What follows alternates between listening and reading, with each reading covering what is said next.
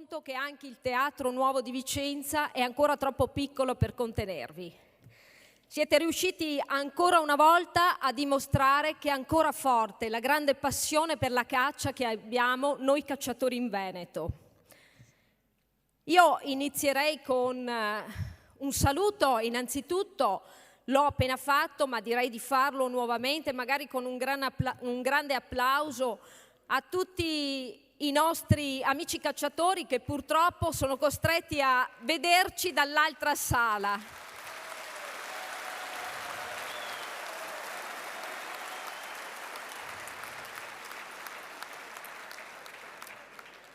Do il benvenuto all'assessore regionale alla caccia Giuseppe Pan, che ci onora con la sua presenza.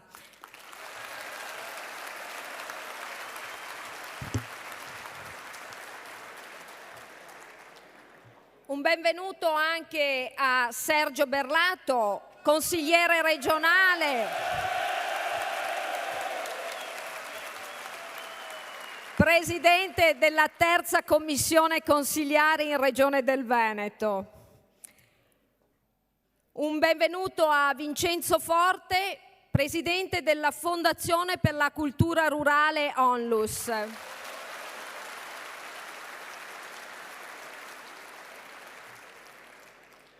Mi onoro anche di portare il saluto del sindaco di Vicenza, Achille Variati, che purtroppo quest'anno per una questione personale non può essere presente qui con noi.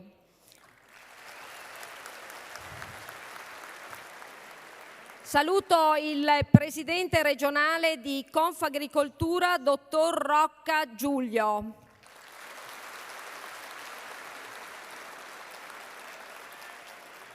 Il segretario generale di Federfauna, Confederazione Sindacale degli Allevatori, dottor Massimiliano Filippi.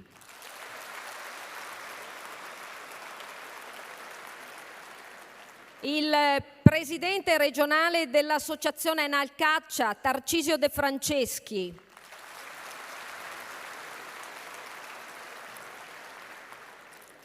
Il responsabile per l'ente produttori Selvaggina, Renzo La Sferza.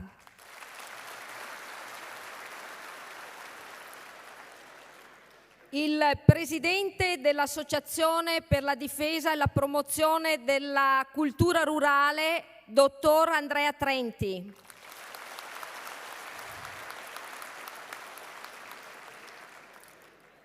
Il signor Renzo Favaron, presente per la libera caccia regionale.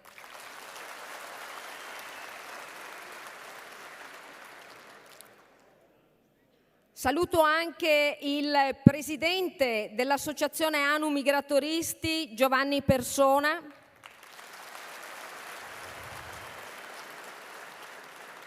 Ed infine saluto il coordinatore regionale dell'Associazione Ambientalista Fare Ambiente, dottor Enrico Ulvec.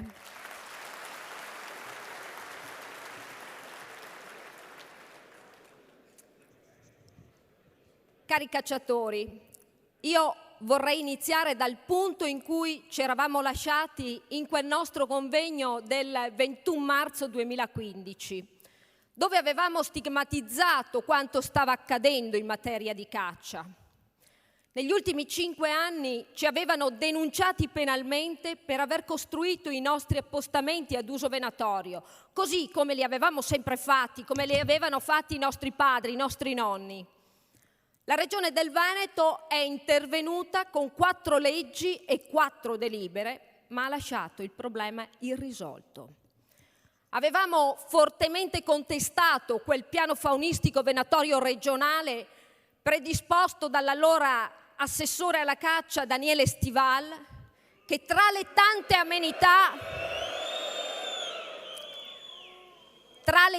amenità prevedeva anche che i danni provocati dalla fauna selvatica fossero pagati dagli ambiti territoriali di caccia. E davano la possibilità agli ambiti territoriali di caccia di aumentare la quota di iscrizione all'ambito da 3 a 6 volte, Così un cacciatore rischiava di pagare anche 600 euro per poter esercitare l'attività venatoria. Noi avevamo ricordato che l'articolo 1 della legge statale 157/92 dice che la fauna selvatica è proprietà indisponibile dello Stato. E allora non riuscivamo a capire perché, se la fauna selvatica è proprietà indisponibile dello Stato, solo i cacciatori dovessero pagare i danni provocati dalla fauna selvatica. Avevamo avuto calendari venatori più volte sospesi. Ci è stato imposto un tesserino venatorio che sembrava studiato apposta per trarre in errore il cacciatore. Non abbiamo più avuto l'applicazione del regime di deroga.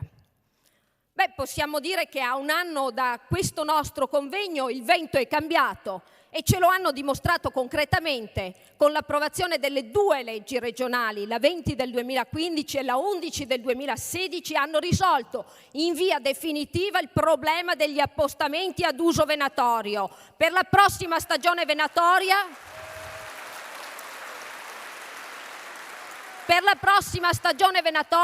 potremo tornare a costruire i nostri appostamenti ad uso venatorio senza rischiare che nessuno ci denunci. Ma molti altri sono i problemi che sono rimasti irrisolti. Chiediamo un calendario unico per tutta la regione del Veneto, fatta eccezione per la zona faunistica delle Alpi, che ha una sua regolamentazione. Chiediamo che su tutto il territorio della regione del Veneto non ci siano più differenziazioni tra provincia e provincia o tra ambito e ambito all'interno della stessa provincia. Ma chiediamo anche una modifica importante a quel tesserino venatorio. Chiediamo che sia già predisposto con la data e il giorno, in modo tale che i nostri cacciatori, quando devono segnare la propria giornata di caccia, siano agevolati. Ma la Regione del Veneto dovrà anche approvare un nuovo piano faunistico venatorio e noi siamo pronti a collaborare. Siamo pronti a collaborare per fare un nuovo piano faunistico venatorio, ma chiediamo di partire da questo piano faunistico venatorio vigente. Vogliamo un piano faunistico venatorio che non sia penalizzante per i cacciatori. Una cosa è certa, non vogliamo più sentir parlare del piano faunistico dell'assessore Stival.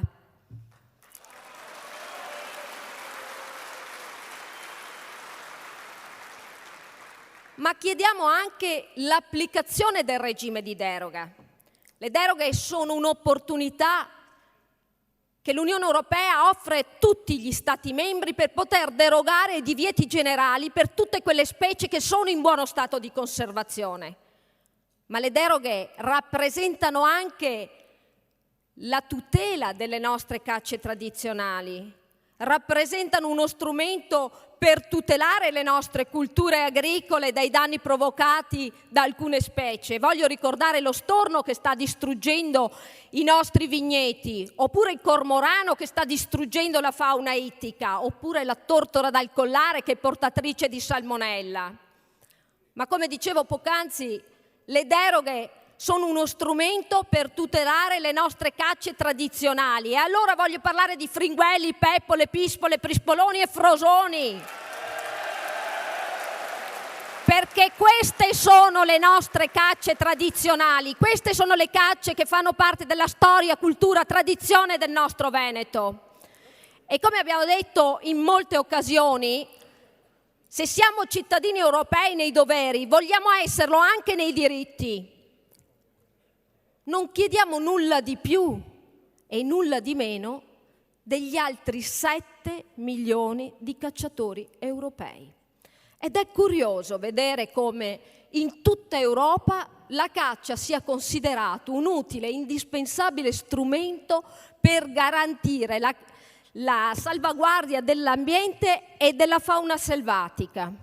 In Italia la caccia è considerata un problema. In Italia siamo riusciti ad umanizzare gli animali e a demonizzare i nostri cacciatori. Eppure noi cacciatori siamo una risorsa per la società, siamo una risorsa economica e una risorsa di volontariato. Pensate, siamo l'unica categoria che paga per esercitare la propria passione. Ogni cacciatore, per poter esercitare l'attività venatoria, paga una tassa regionale e una tassa governativa. Nel 2015 i soli cacciatori della regione del Veneto hanno fatto entrare nelle casse del governo circa 9 milioni di euro e nelle casse della regione del Veneto circa 4 milioni di euro. Allora, signori miei, questi sono dati importanti che non possono e non devono essere sottovalutati. Ma siamo anche una risorsa di volontariato. E allora voglio ricordare il grave problema che abbiamo con il contenimento delle nutrie in Regione del Veneto e in gran parte delle regioni d'Italia. Fino a che i cacciatori potevano partecipare ai piani di contenimento delle nutrie, il problema è stato tenuto sotto controllo. Nel momento in cui il governo ha impedito ai cacciatori di partecipare ai piani di contenimento delle nutrie, abbiamo avuto l'esplosione demografica delle nutrie, con tutti i danni che ne conseguono. Quindi indebolimento degli argini dei fiumi, distruzione dei canali di irrigazione, danni all'agricoltura, rischio di diffusione della leptospirosi. E allora mi chiedo, la collettività è informata di questo grave problema che abbiamo in Veneto e in gran parte delle regioni d'Italia? Ma la collettività è mai stata informata che i cacciatori per anni silenziosamente, gratuitamente hanno garantito quel ruolo importante di sentinelle del nostro territorio, garantendo il contenimento di questo roditore? Eppure la nutria non è una specie di interesse venatorio, però i nostri cacciatori hanno garantito a tutta la collettività e hanno messo a disposizione la propria esperienza, la propria capacità, il proprio tempo. Lo hanno fatto gratuitamente per garantire una corretta tutela del nostro territorio. Ma di questo sembra che nessuno abbia il coraggio e la voglia di parlarne. E allora mi rivolgo a voi, rappresentanti istituzionali, affinché riusciate a trovare soluzioni ai nostri problemi. Ma nei vostri provvedimenti fate in modo che sia riconosciuto e valorizzato quel ruolo economico, ambientale, quella grande capacità dei cacciatori, quel ruolo attivo che garantiscono tutti i giorni a beneficio di tutta la collettività. Avete una grande possibilità. Avete la possibilità che sia la Regione del Veneto a scrivere una nuova pagina nella storia del mondo venatorio. E io spero che sappiate scrivere bene questa nuova pagina nella storia del mondo venatorio e che sia una pagina che dia un futuro migliore a questa nostra straordinaria passione.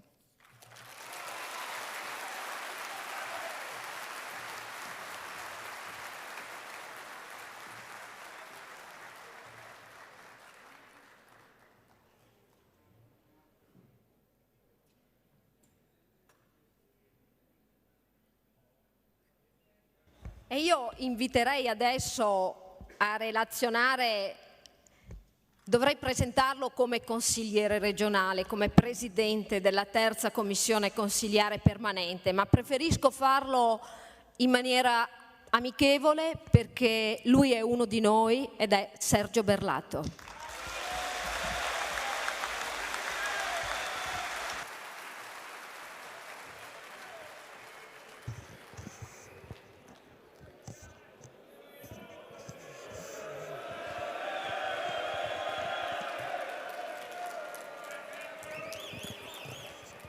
È un bel vedere, agitate belle quelle bandiere perché adesso si parte.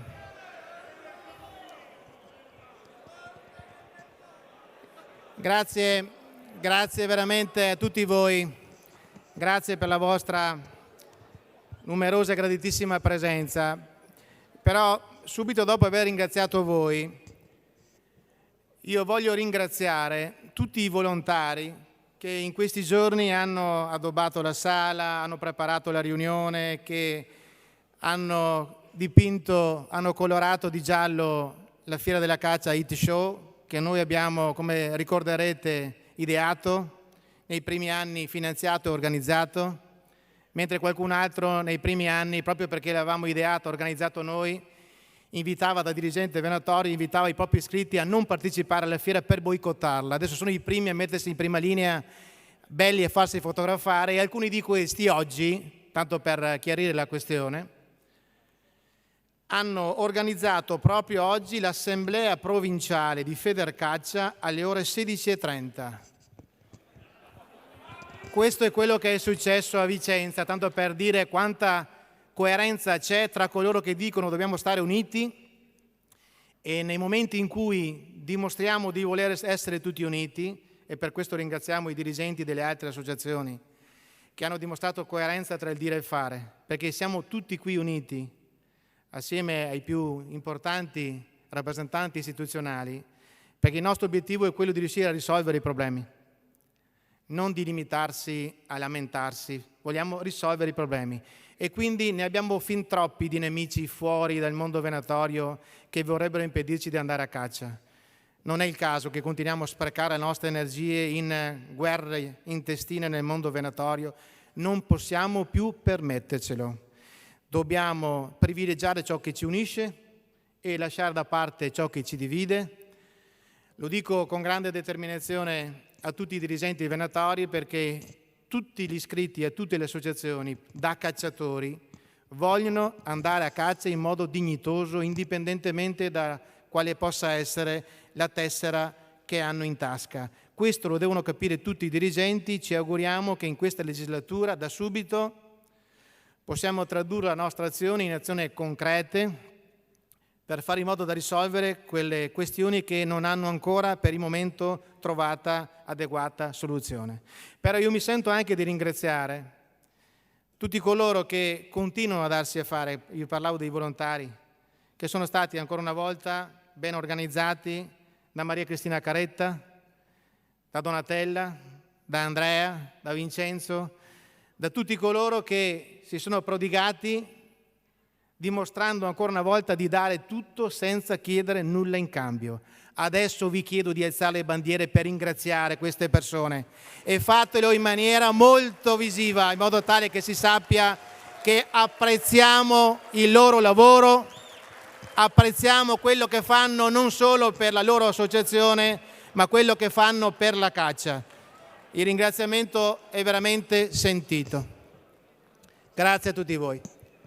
Partiamo subito, perché poi sarà per noi importante dare la parola al nostro amico, l'assessore regionale alla caccia, Giuseppe Pan, che ci ha raggiunto e che ci ha onorato, in modo tale da poter affrontare insieme quelle questioni che attendono il nostro impegno e le nostre soluzioni. Noi ci siamo lasciati l'anno scorso, il 21 di marzo, primo giorno di primavera, in una sala molto più piccola di questa, ma anche quest'anno, vedete, purtroppo non abbiamo abbastanza posti. Approfitto anch'io per salutare gli amici che sono stati costretti a trovare collocazione nell'altra sala come questa, adiacente a questa, perché per motivi di sicurezza non potevamo fare diversamente. Ci scusiamo con tutti coloro che non sono riusciti ad entrare, perché, come ben sapete, il servizio di sicurezza ha raggiunto il numero di persone equivalenti ai posti a sedere, ha dovuto chiudere le porte e ci scusiamo con tutti coloro che sono stati costretti a rimanere fuori. Ma siccome l'incontro è registrato in video e in voce, da lunedì lo pubblicheremo come nostra abitudine in internet, in modo tale che anche coloro che non hanno potuto direttamente assistere a questo incontro lo possano fare guardando la registrazione in internet. Il 21 marzo dell'anno scorso, come dicevamo, ci siamo lasciati evidenziando alcune problematiche. Erano queste: appostamenti ad uso venatorio, tesserino venatorio regionale, calendari venatori, piano faunistico venatorio, impianti di cattura, caccia in deroga. L'abbiamo fatto il 21 marzo dell'anno scorso, molto prima del rinnovo del Consiglio regionale. Io lo dico sempre, mi saranno testimoni anche i miei colleghi consiglieri, io dico con orgoglio di essere a capo di una comunità umana che ha permesso ancora una volta che io potessi essere, seppur rappresentandomi nel partito più piccolo, il consigliere regionale più votato tra tutti i candidati di tutti i partiti. Questo è merito a voi, alle vostre famiglie, ai vostri colleghi di lavoro, a coloro che credono nella bontà delle nostre battaglie e mi hanno dato la forza per andare in Consiglio regionale, non per combattere da solo, perché da solo non si fa nulla, ma per fare in modo da creare un gioco di squadra all'interno della regione con consiglieri e assessori delle varie forze politiche che sono rappresentate in Veneto, per riuscire a trovare soluzioni a queste problematiche in modo tale da potervi permettere di poter andare a caccia in modo dignitoso. A noi non basta andare a caccia, in qualche modo. Vogliamo tornare ad andare a caccia in modo dignitoso. E questo lo possiamo fare se riusciamo a convincere e a far condividere le nostre idee da un più elevato numero possibile di consiglieri e assessori regionali, da un più elevato numero possibile di appartenenti al mondo venatorio, ma non solo, ma anche di appartenenti al mondo agricolo, alla parte propositiva non integralista del mondo ambientalista, a tutti coloro che noi definiamo come portatori della cultura rurale. Solo se riusciamo a unire le forze tra tutte le realtà portatrici della cultura rurale riusciremo a fare in modo che si possa privilegiare il buon senso, la competenza e si possono affrontare le tematiche che stanno a noi a cuore in maniera concreta. Vedete, fuori da queste sale ci sono alcuni esagitati, pochi, una decina di esagitati, che stanno gridando, offendendo, minacciando,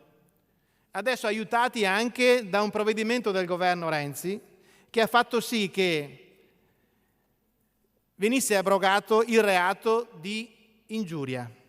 Sapete cosa vuol dire? Vuol dire che se quei signori che sono lì davanti, quando voi passate unicamente per venire ad assistere a un incontro come abbiamo fatto anche per la Fiera di Vicenza, se vi insultano pesantemente, il governo Renzi ha fatto sì che quel reato di ingiuria non sia più un reato. Quindi sono stati messi nelle condizioni di poterci insultare senza che per questo possano essere chiamati a rispondere di un reato. C'è solamente l'azione civile che può durare 10, 15, 20 anni.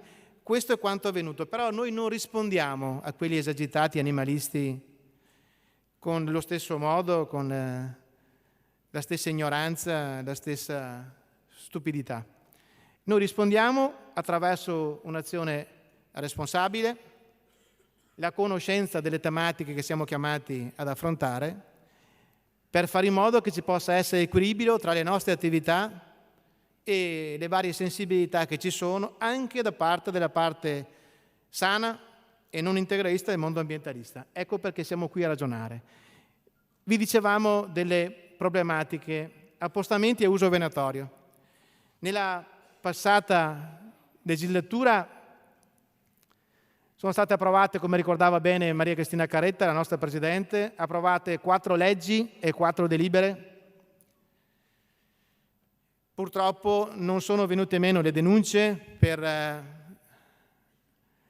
abuso edilizio o per abuso paesaggistico, denunce che, come ben sapete, comportavano per coloro che venivano denunciati, cittadini di serie A della fedina penale perfettamente pulita, comportavano sanzioni penali che andavano da 30.000 fino a 103.000 euro, sanzioni penali.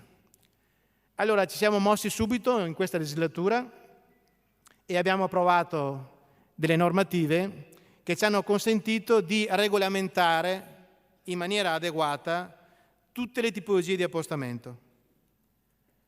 L'abbiamo fatto con legge regionale 20 del 1 dicembre 2015, dopo 40 giorni circa dall'approvazione di quella legge regionale, anche il Parlamento nazionale ha approvato una legge però solo per gli appostamenti fissi. E quando qualche dirigente venatorio ignorantemente o brigantemente dice che se abbiamo approvato la legge 20 sugli appostamenti precari ad uso venatorio e grazie alla legge che è stata approvata a Roma, chi dice queste cose o lo dice perché è ignorante o perché è brigante, perché la legge statale è stata approvata 40 giorni dopo l'approvazione della nostra legge regionale. Quindi è a livello nazionale che casomai si è preso spunto dalla nostra iniziativa per tentare di normare una materia che era ancora tutta per aria. Abbiamo poi approvato la legge regionale numero 11 del 15 marzo 2016 che va a regolamentare gli appostamenti fissi ad uso venatorio. Quali appostamenti fissi? Tutte le tipologie di appostamenti fissi previsti da normativa vigente. Gli appostamenti fissi di cui all'articolo 12,5 lettera B, che sono gli appostamenti fissi con l'uso di richiami vivi, gli appostamenti fissi senza richiami vivi e gli appostamenti fissi per la caccia ai colombaci. Bene, allora attraverso queste due leggi, la prima è già stata avvistata non solo dalla Regione Veneto, approvata dalla Regione Veneto, ma anche avvistata dal Consiglio dei Ministri e quindi a tutti gli effetti quella legge è passata senza alcun rilievo da parte del Governo. Attendiamo questi 10 giorni per avere il via definitivo sulla legge sugli appostamenti fissi e fatto questo noi avremmo regolamentato in maniera compiuta ogni tipo di appostamento. Sapete che gli tipi di appostamenti che oramai sono attualmente normati sono gli appostamenti temporanei, sono quegli appostamenti che possono essere allestiti all'inizio della giornata di caccia e devono essere rimossi a fine giornata di caccia. Per quei tipi di appostamenti non serve alcun tipo di autorizzazione neanche da parte del proprietario del fondo, tantomeno autorizzazione di natura edilizia e di natura paesaggistica. Poi ci sono gli appostamenti per la caccia in zona lagunare e valliva, gli acquatici, gli appostamenti per la selezione degli ungulati, ne conoscete tutti, gli appostamenti precari ad uso venatorio, sono quei tipi di appostamenti che possono essere utilizzati da coloro che hanno fatto la scelta di caccia, articolo 12,5 lettera C, cioè chi va a caccia anche in forma vagante. Sono appostamenti che possono essere allestiti un mese prima dell'inizio della stagione venatoria e devono essere rimossi non oltre un mese dalla fine della stagione venatoria. Questi tipi di appostamenti possono essere fatti in legno o legno e metallo, devono essere adeguatamente mimetizzati con materiale arboreo o erbaceo. Le dimensioni massime di questi appostamenti sono 4 metri per 3 di base per un massimo di 3 metri di altezza dal piano di calpestio. Perché 4 metri per 3? Qualcuno dice ma era sufficiente anche magari 3 per 3 o 3 per 2. Siccome prevenire è meglio che curare, siccome alcuni agenti volontari delle associazioni animali ambientaliste cercano di utilizzare tutti gli strumenti e i pretesti per elevare qualche verbale e siccome alcuni di questi calcolano non la superficie calpestabile di appostamento ma la superficie coperta, compreso il tetto avanti e di dietro, abbiamo previsto 4 metri per 3 come misura massima. Non può essere fatto l'appostamento di dimensioni maggiori ma può essere tranquillamente fatto di dimensioni inferiori. Per questi tipi di appostamenti non serve alcun tipo di autorizzazione di natura edilizia e di natura paesaggistica, serve unicamente l'assenso del proprietario o conduttore del fondo e basta comunicare con il modulo che è allegato alla legge 20 del 1 dicembre 2015, basta compilare con il modulo e comunicare al comune territorialmente competente entro 15 giorni dall'avvenuto allestimento, comunicare al comune l'allestimento dell'appostamento. Niente più geometra, niente più progetti, niente più burocrazia, niente più costi aggiuntivi. Il nostro obiettivo era quello di sburocratizzare il più possibile, eliminare costi aggiuntivi e con questa legge ci siamo riusciti, perché con questa comunicazione non serve nessun altro tipo di autorizzazione, il nostro appostamento potrà rimanere stabilmente collocato sul terreno da un mese prima l'inizio della stagione venatoria e dovrà essere rimosso fino a un mese dopo. Questi sono gli appostamenti precari ad uso venatorio, da non confondere con gli appostamenti temporanei. Poi abbiamo normato gli appostamenti fissi, tutti i tipi di appostamento fisso, attraverso la legge 11 del 15 marzo. In questo modo, con gli appostamenti fissi, l'autorizzazione che viene rilasciata dalla provincia, sapete che per avere l'autorizzazione dell'appostamento fisso bisogna fare domanda alla provincia territorialmente competente, bisogna allegare la planimetria in scala 1 a 25.000 per l'ubicazione dell'appostamento e allegare l'assenso del proprietario o conduttore del fondo.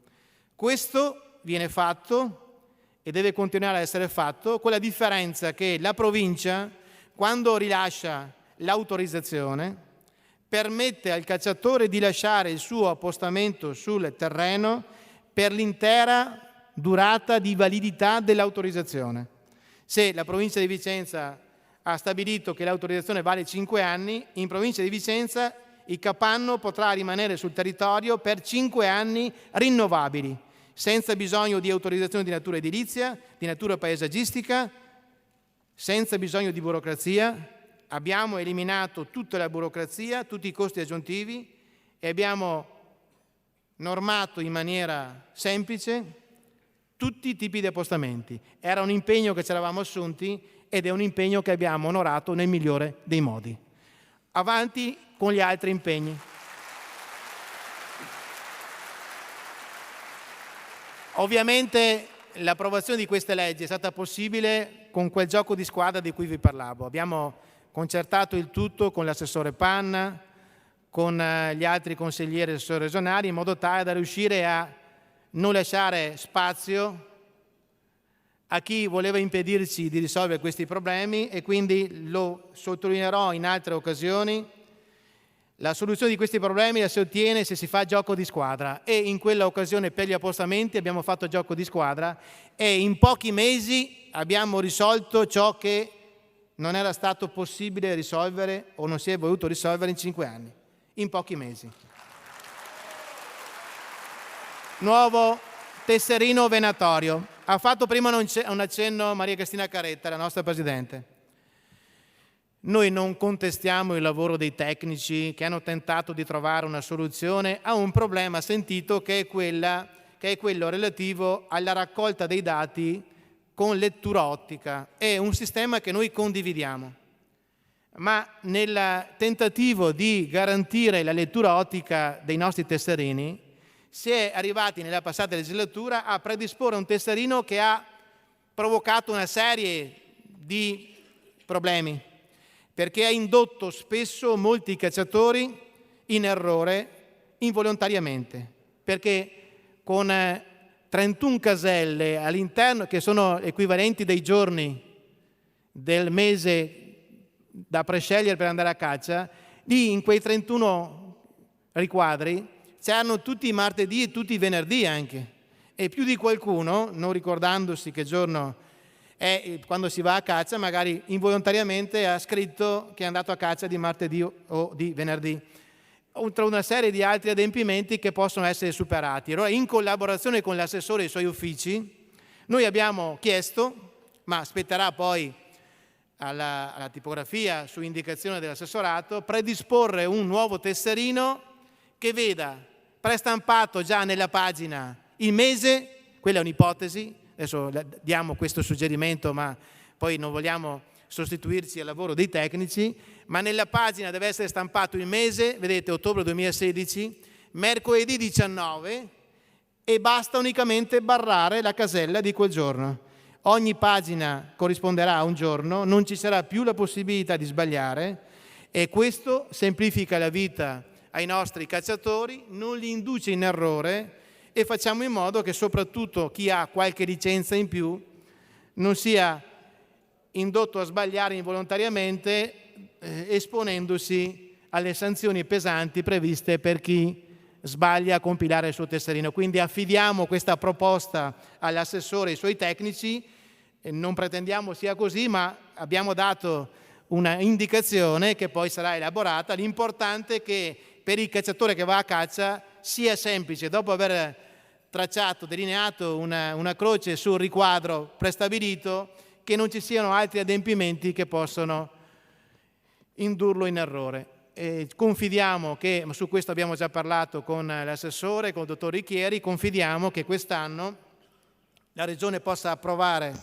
un tesserino che possa essere di facile compilazione, risolvendo anche quel problema. E anche questo sarà un impegno, una volta definito, che avremo onorato nel migliore dei modi. Le altre questioni di cui si parlava. La questione del calendario venatorio. In Regione Veneto si è trasformata l'autonomia in anarchia dal punto di vista venatorio. Vediamo qui, vedete a lato l'allegato alla delibera del calendario venatorio del 13 luglio 2015, la 868 del calendario venatorio. Vedete, siamo arrivati alla differenziazione della regolamentazione della caccia. Non solo è diversa la normativa tra provincia e provincia, ma come vedete anche tra ambiti della stessa provincia. Ciò significa che uno che magari ha più di un ambito deve andare in giro con il geometra, con l'avvocato, con il ragioniere, perché ambito che vai, normativa diversa che trovi. Sarà mai possibile che non riusciamo ad avere un unico calendario, che, eccezione fatta per la zona Alpi, dove le tradizioni locali sono ben diverse e vanno salvaguardate, avere un unico calendario in tutta la regione del Veneto che ci permetta di andare a caccia nello stesso modo in tutti gli ambiti di tutta la regione? È mai possibile che non si possa arrivare a questo?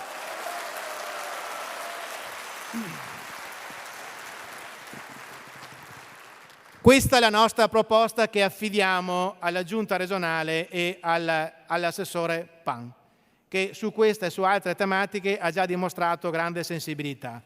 Confidiamo che la dimostri anche in questa direzione, pur sapendo che ci sono delle resistenze che non arrivano dal mondo animalista. Guardate che le resistenze non arrivano dagli anticaccia, arrivano o da dirigenti venatori o da presidenti di ambiti che una volta insediati ritengono di essere soggetti che rispondono solo a se stessi, neanche più alle associazioni che li hanno indicati, dirigenti di ambiti che fanno di tutto per imporre nuove restrizioni all'attività venatoria, tentando in tutti i modi di alzare il più possibile il costo a carico dei cacciatori, cioè vogliono farci pagare sempre di più per farci andare a caccia sempre meno. E questi sono o sarebbero dirigenti venatori. Dirigenti venatori, io più volte ho definiti i peggiori nemici della caccia. Avanti, Vincenzo. Il piano faunistico venatorio, ricorderete, tento di essere sintetico, ricorderete il piano è stato adottato con più di una delibera, abbiamo mandato delle note, mi riferisco al piano faunistico venatorio, o meglio la proposta di piano faunistico venatorio che si voleva far approvare nella passata legislatura. Perdonatemi una nota di reale criticità. Quel piano che era stato proposto, se fosse stato approvato, avrebbe comportato la decimazione dei cacciatori in Veneto. L'abbiamo dimostrato. Una cosa veloce per ricordarvi alcune questioni.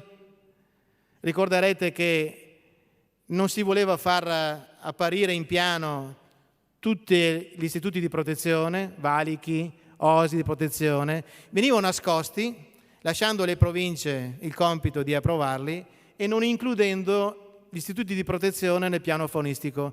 Questo avrebbe comportato il fatto che tantissimi istituti di protezione venivano approvati spesso all'insaputa di chi veniva ad approvare il piano faunistico venatorio regionale, e questo avrebbe comportato delle amarissime sorprese. Noi riteniamo che invece tutti gli istituti, anche quelli di protezione, debbano essere chiaramente individuati nel piano, nella cartografia, in modo tale che ci sia certezza di cosa si va a approvare. Questo per tutti i consiglieri. Questa è una delle cose che noi non volevamo e non vogliamo accettare. Non veniva notificata ai proprietari dei fondi l'istituzione delle zone vincolate. Vedete, sopra trovate la parte fotocopiata dal piano faunistico dove c'era scritto: la notifica al proprietario non è dovuta, intendendosi sufficiente l'affissione all'albero pretorio, come se tutti i proprietari dei fondi, non avendo niente altro da fare, ogni giorno andassero a vedere nell'albero pretorio se il loro territorio, il loro terreno era stato incluso in un'area vincolata o protetta. Anche questa è una cosa inaccettabile. Si voleva attribuire agli ATC e ai comprensori alpini l'onere di risarcire i danni provocati dalla fauna selvatica. L'ha ricordato prima la nostra brava Presidente Maria Cristina Caretta. Anche questa è una cosa inaccettabile. Si voleva esautorare il socio cacciatore dal diritto di partecipare alle assemblee dei soci. Si sono inventati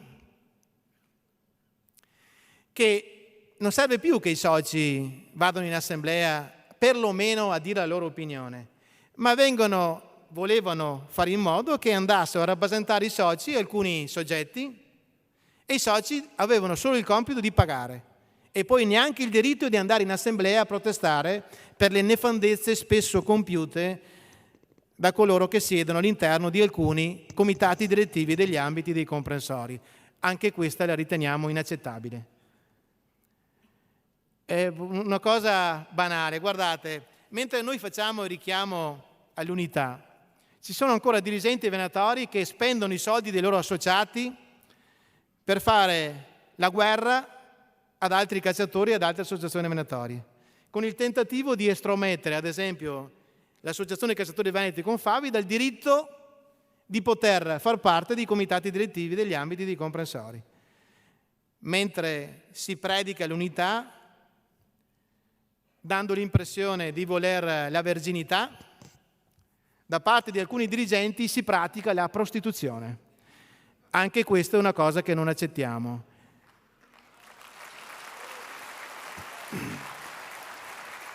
Avevano pensato bene, per politicizzare ulteriormente i comitati direttivi degli ambiti di comprensori, di, contro quanto prevede la legge, di inserire un rappresentante della regione esperto in materia di programmazione faunistico-venatoria dentro nei comitati direttivi. Questo è per politicizzare i comitati direttivi degli ambiti. Anche questa è una cosa che riteniamo non accettabile. L'aumento da 3 a 6 volte dell'attuale quota di accesso a carico dei soci per pagare i danni provocati dalla fauna selvatica. Com'è possibile? Chiedo scusa. Com'è possibile? Il nostro saluto al Presidente del Consiglio regionale, l'amico Roberto Ciambetti, che ci raggiunge in ritardo, ma salutiamolo con una bella sventolata di bandiere,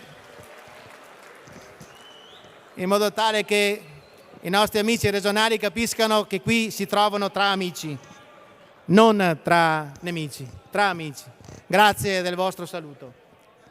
Quindi addossare ai cacciatori l'onere di pagare i danni provocati dalla fauna selvatica riteniamo che non sia accettabile.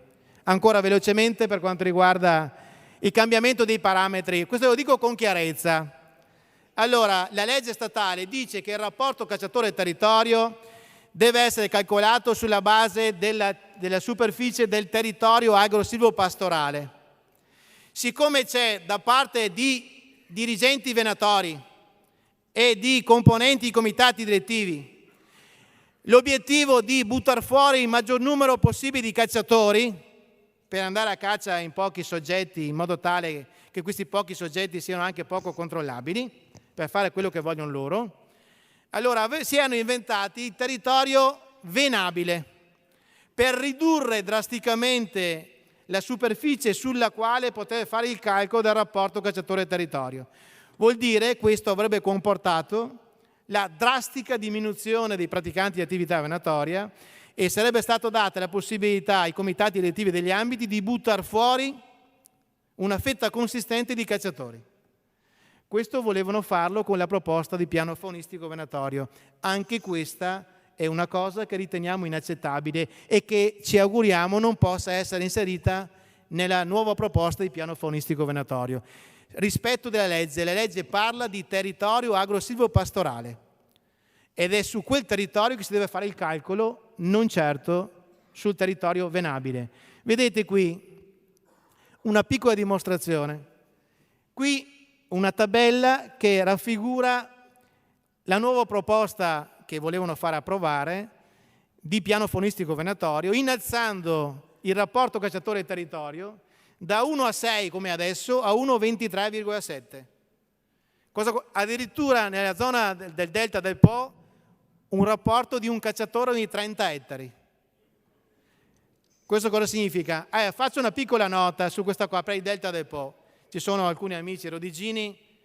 Guardate, ditelo ai dirigenti di quelle associazioni che dopo aver tentato questa nefandezza per buttare fuori i famosi foranei, ma non solo foranei di altre province, anche della stessa provincia di Rovigo.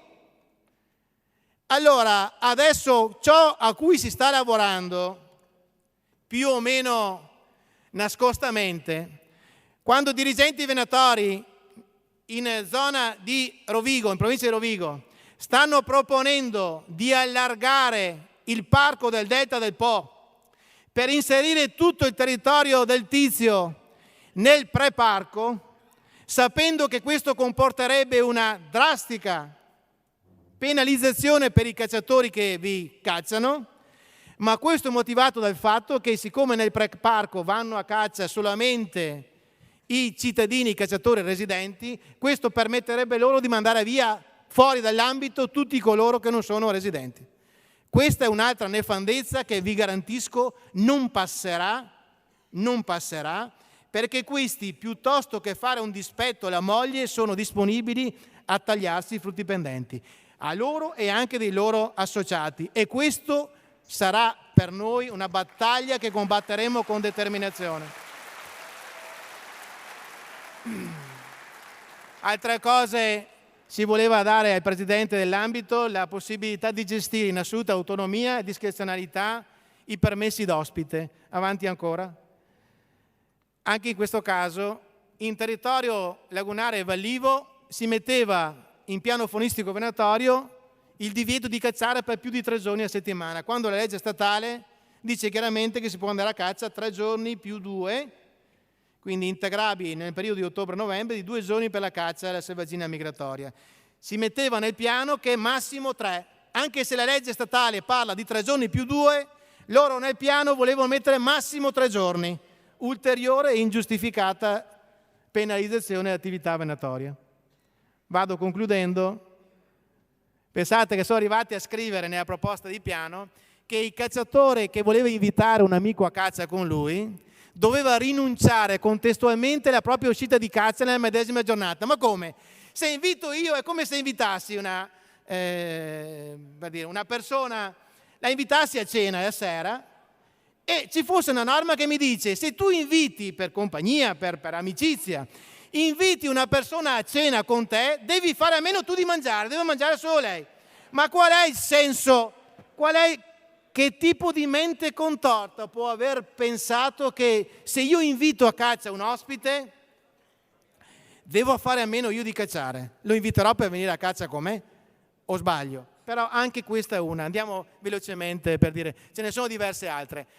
Va pure avanti Vincenzo, andiamo in fondo. Ancora una serie di restrizioni all'attività venatoria che riteniamo siano inaccettabili. Considerando poi, e qui chiudo sulla questione del piano faunistico, considerando che non c'è solo la disgrazia, perché le disgrazie vengono mai sole, perché una commissione della giunta regionale, la commissione VAS, valutazione ambientale strategica, esprime un parere su quella proposta che già di suo era nefanda, di piano faunistico venatorio, e ricorda innanzitutto che su quella proposta di piano faunistico sono arrivate ben 114 comunicazioni con 703 richieste di modifica di quel piano. Se su una proposta arrivano 703 richieste di modifica da parte di 114 diversi soggetti, sarà questa una dimostrazione che quel piano forse ha dei contenuti che forse non andavano bene. Allora, la valutazione ambientale strategica cosa prevede? Prevede che ci siano delle prescrizioni obbligatorie da inserire nel piano faunistico. Oltre alle restrizioni già previste con la proposta di piano faunistico, altre restrizioni. Ve ne faccio vedere una sola, guardate. Quella che riguarda la becaccia. Il posticipo del calendario venatorio è il 15 ottobre e il suo termine è il 30 novembre. Guardate, laddove c'è la presenza di Fagiano di Monte, Gallo Cedrone, Francoio di Monte, chiusa la caccia della becaccia. La presenza, non la consistente presenza. Per chi pratica la caccia in zona Alpi, questo avrebbe comportato sostanzialmente l'impossibilità di andare a caccia della becaccia. Allora, su questo, per dire, noi confidiamo che la Giunta predisponga una nuova proposta. Va avanti pure Vincenzo. Questa era la nostra soluzione alla vecchia proposta del piano stivale. Questa è la soluzione.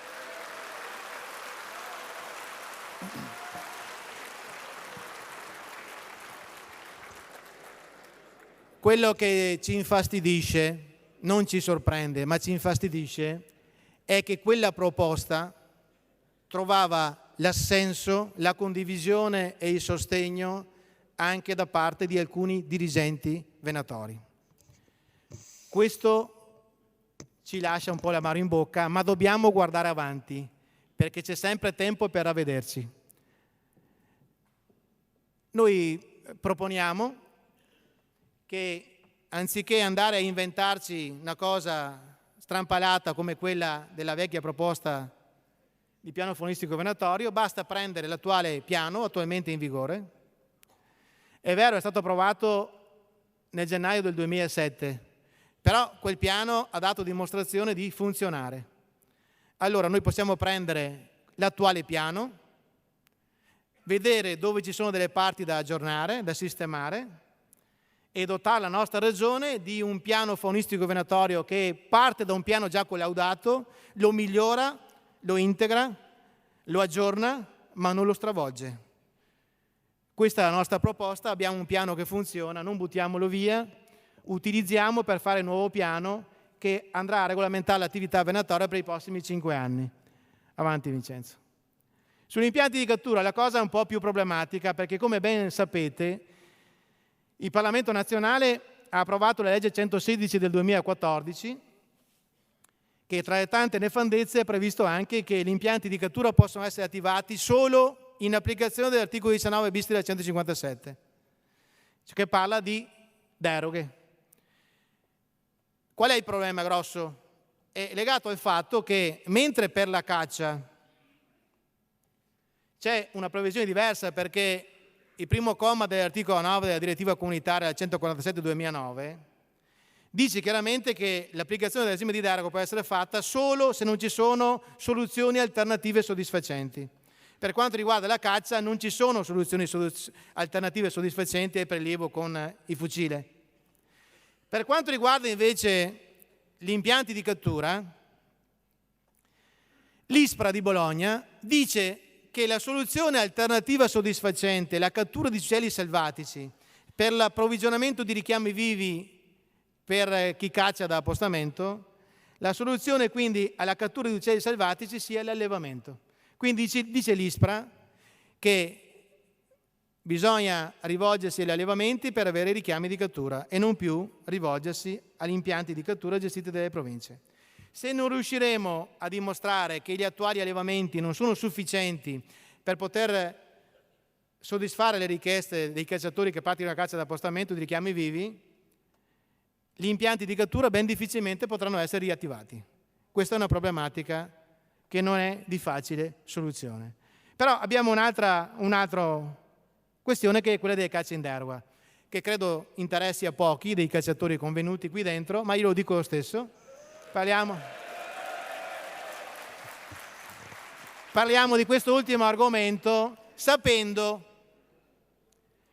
che le direttive comunitarie prevedono la possibilità di applicare il regime di deroga. L'abbiamo già dimostrato. Io stesso ho presentato un'interrogazione alla Commissione europea quando ero parlamentare europeo, prima che mi facessero fuori dal Parlamento europeo perché ho denunciato i ladri del Mose. Allora, interrogazione l'ho presentata e la Commissione ci ha risposto dicendoci che in tutta Europa viene applicato il regime di deroga. C'è la tabella riassuntiva che dimostra che il regime di deroga viene applicato in tutti i Paesi membri dell'Unione Europea. Guardate in tutti i Paesi e quante volte viene applicato. Questo me l'ha scritto la Commissione Europea, non l'ho scritto io. Quindi a livello comunitario il regime di deroga può essere applicato. Lo prevede anche l'articolo 19 bis. Apri gentilmente l'articolo 19 bis, la legge statale, però 2 anni fa viene fatta una variazione all'articolo 19 bis. Vedete al comma 2, le deroghe possono essere disposte dalle regioni e province autonome con atto amministrativo, solo in assenza di altre soluzioni soddisfacenti. Cosa vuol dire? Che mentre prima il regime di deroga poteva essere applicato anche con legge, cosa che la Regione Veneto ha fatto per diversi anni, da 2 anni a questa parte il regime di deroga potrà essere applicato solo con atto amministrativo, cioè solo con delibera di giunta. Ne abbiamo già parlato con l'assessore e i suoi tecnici, abbiamo fatto delle richieste per quanto riguarda le specie cacciabili e so che l'assessore con i suoi tecnici hanno già presentato domanda, poi ce ne diranno. Non ho visto la richiesta che è stata fatta all'ISPRA, però mi è stato detto che è stata fatta, poi ci verrà illustrata. Quindi la giunta regionale dovrà, la legge dice chiaramente che le regioni che vogliono applicare il regime di deroga devono presentare domanda entro il 30 aprile di ogni anno, specificando le specie, specificando i periodi, i soggetti abilitati al prelievo in deroga, entro il 30 di aprile. Dopodiché l'ISPRA, raccogliendo i dati di tutte le regioni, li sottopone alla conferenza Stato-Regioni, la quale entro 40 giorni massimo dal 30 di aprile, vuol dire entro il 10 di giugno, la conferenza Stato-Regioni deve ripartire tra le regioni che hanno fatto domanda i quantitativi prelevabili. Vi faccio un esempio. Sapete che per la lettera C il regime di deroga può essere applicato nel rispetto del concetto delle piccole quantità. La guida interpretativa della direttiva comunitaria prevede che le piccole quantità siano una percentuale che oscilla dall'1 al 5% della mortalità naturale della specie. Facciamo finta che questo calcolo porti a 1 milione di fringuelli prelevabili in tutta Italia. Bene, questo quantitativo prelevabile dovrà essere ripartito tra le regioni che fanno domanda. Se ci saranno 10 regioni entro il 30 di aprile aver fatto domanda per cacciare il fringuello, 1 milione diviso 10. Se saranno 5 le regioni che hanno fatto domanda, 1 milione diviso 5, con alcuni parametri di assestamento legati al numero di cacciatori, però questo è quello che prevede la legge. Quindi la Regione Veneto ha fatto quest'anno domanda nei termini previsti, nei modi previsti, poi ci verrà chiarito. Questo ci dà la possibilità di ben sperare, però come ho detto in tutte le altre occasioni in cui mi avete sentito parlare, se qualcuno dice ma abbiamo la certezza di andare a caccia in deroga, per onestà vi diciamo che non abbiamo la certezza, perché non dipende solamente dalla Regione del Veneto, alla luce delle modifiche fatte all'articolo 19 bis. La Regione Veneto fa la sua parte, poi servirà il parere da parte dell'ISPRA che è presumibile, prevedibile, risponderà non abbiamo dati e quindi non possiamo calcolare la piccola quantità. Non ci fermeremo certo di fronte a questa scontata risposta, perché dovremo andare oltre e fare in modo che la conferenza Stato-Regioni utilizzi gli ultimi dati forniti dall'ISPRA quando ci è stato detto chiaramente quali erano le specie per le quali poteva essere applicato il regime di deroga e che secondo l'ISPRA, ma non solo secondo l'ISPRA, ma secondo i dati a livello internazionale, sono in ottimo stato di conservazione, perché il regime di deroga può essere applicato solo nei confronti di specie che sono in buono o ottimo stato di conservazione. Bene? L'ISPRA ha detto che fringuello, peppola, storno, frosone, prispolone, pispola sono in ottimo stato di conservazione e noi abbiamo chiesto che la Regione faccia domanda per queste specie, perché queste sono le specie per le quali l'ISPRA ha scritto che c'è uno stato di conservazione più che favorevole e noi, se questo ci viene concesso, questo chiediamo, in modo tale che poi ci risponderanno. Dopodiché, oltre alla lettera C, abbiamo il problema dei danni all'agricoltura. Il problema quindi legato alla lettera A della direttiva comunitaria 147/2009 e quindi la possibilità di fare richiesta per la tortola dal collare, per lo storno e per il cormorano, che sono specie che sono dannose all'agricoltura oppure all'acquacoltura. Questo è quanto, quindi questo è possibile farlo. La Regione, siamo convinti, farà fino in fondo la sua parte e combatteremo fino in fondo perché quest'anno si possa applicare il regime di deroga nel rispetto delle nostre cacce tradizionali, ma anche nel rispetto delle culture agricole che vogliamo tutelare assieme agli imprenditori agricoli. Questo è per quanto riguarda la questione delle deroghe e quindi in quella direzione ci muoviamo con grande determinazione. Chiudo qui per dirla. Allora, scusate, una piccola cosa, perché dobbiamo anche dimostrare che vogliamo invertire la tendenza. La tendenza ormai consolidata negli ultimi 5 anni è di una emorragia apparentemente inarrestabile dei praticanti di attività venatoria. Ogni anno, anche per effetto di normative non sempre comprensibili, i praticanti di attività venatoria si stanno drasticamente assottigliando. Noi dobbiamo invertire la rotta. Siamo convinti che se verrà applicato correttamente il regime di deroga, molti di coloro che si hanno arresi negli anni scorsi torneranno ancora a farsi la licenza. Ma non basta.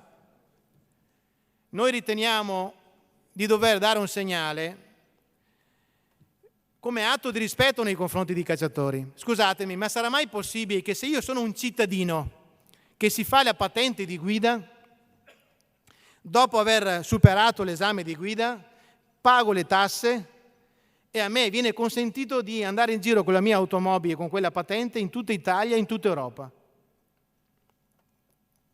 Se io voglio andare a passare alcuni giorni con degli amici in Puglia, in Calabria, in Sicilia, sono un cittadino che va a fare le sue vacanze oppure va a condividere alcuni momenti piacevoli con degli amici in altre regioni. Se io sono un cittadino cacciatore, ribadisco, cittadino di serie A, della fedina penale perfettamente pulita, sono costretto, dopo aver superato l'esame per l'abilitazione all'esercizio venatorio, sono costretto a pagare una tassa di concessione governativa che mi dovrebbe consentire di andare a caccia in tutto il mio paese, cioè l'Italia. Devo pagare la tassa, ma non posso andare a caccia in tutta Italia. Sono costretto, oltre alla tassa di concessione governativa, a pagare un'ulteriore tassa di concessione regionale che mi dovrebbe consentire di andare a caccia almeno nella mia regione, ma non mi viene consentito di andare a caccia in tutta la regione, anche se pago una tassa regionale oltre a quella statale. Devo pagare un'ulteriore quota di accesso all'ambito per poter andare a caccia in una piccola porzione della mia provincia. Perché dobbiamo essere cittadini di serie A? E proprio perché i cittadini di serie A dalla fedina penale perfettamente pulita, discriminati rispetto a qualsiasi altro cittadino. Non sarà forse arrivato il momento, almeno nella nostra regione, di prevedere un pacchetto di giornate per la caccia della selvaggina migratoria da poter esercitare in tutti gli ambiti della nostra regione?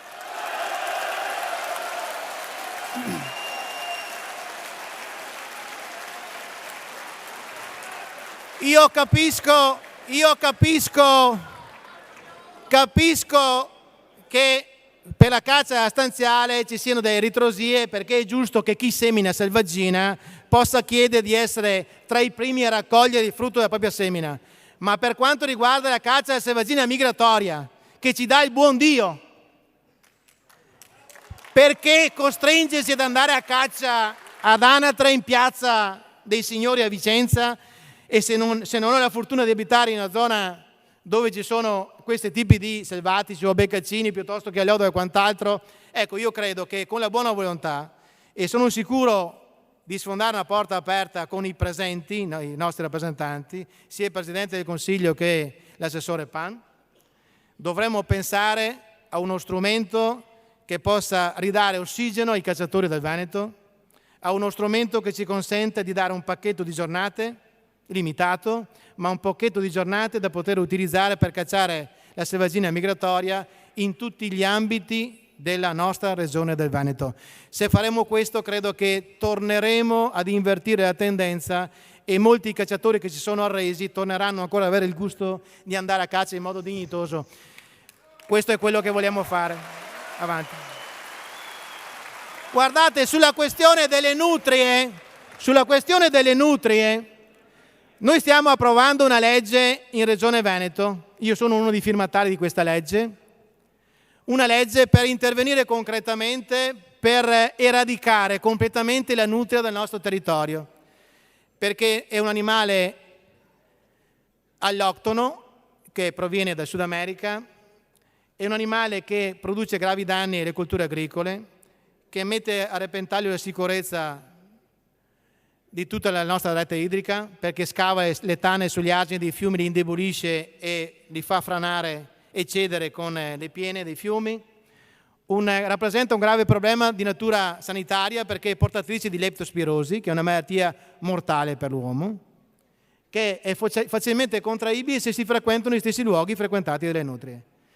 È una malattia sia per i cani ma anche per le persone, attenzione, perché la questione sta in questi termini. Io, se mi permettete, io ho prima a cuore la salute delle persone, subito dopo quella dei cani oppure degli altri animaletti, a differenza di quello che dicono quelli là fuori, che dicono che vale di più la vita di un animale che non quella di un essere umano. Noi non siamo di quell'avviso, per noi prima arrivano le persone. La leptospirosi è una malattia i cui sintomi sono facilmente confondibili con altri tipi di infezioni e se ci si accorge troppo tardi è una malattia che non ha rimedio e che porta alla morte della persona che l'ha contratta. Però si badi bene, noi stiamo facendo la battaglia nella commissione che io presiedo. C'è stata una battaglia martedì prossimo, non di questa settimana, ma la settimana dopo, la porteremo in approvazione in Consiglio regionale. C'è stata una grande battaglia in commissione perché c'è chi sostiene che le nutrie hanno lo stesso diritto di vivere di tutti gli altri esseri viventi, esseri umani compresi. Questa è la battaglia che si fa in regione. Attenzione, si dice che vogliamo dare libertà assoluta di sparo ai cacciatori che possono andare tranquillamente a sparare di giorno e di notte. Si ricordino bene coloro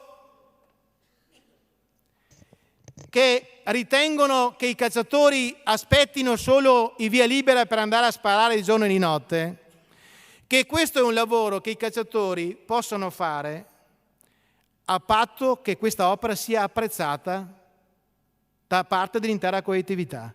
Ce lo devono chiedere per favore di andare a battere le nutrie. Non è che ci dicono che dobbiamo fare qualcosa gratuitamente e essendo anche incolpati di andare in giro liberamente con i fucili giorno e notte a fare i disastri ambientali. La chiudo qua con la questione legata agli animalisti.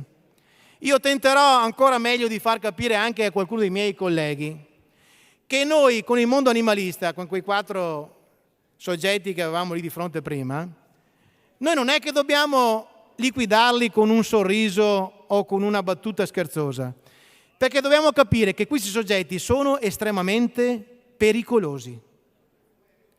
Sono estremamente pericolosi. Vi ricordate? Questa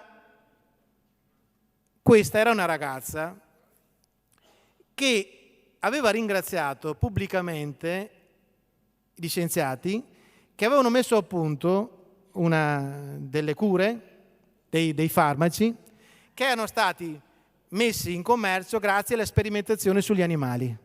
Katarina Simonsen, per aver ringraziato i medici che l'avevano curata e salvata da morte certa, è stata sommersa di insulti, di minacce di morte, solo perché ha detto se non fossero stati sperimentati alcuni farmaci sulle cavie, che poi sono topolini in larga misura, io sarei già morta da anni. È stata lapidata sul web dagli animalisti che hanno detto dovevi morire tu, perché per salvare la tua vita sono state sacrificate le vite di tanti topolini, tanti animali.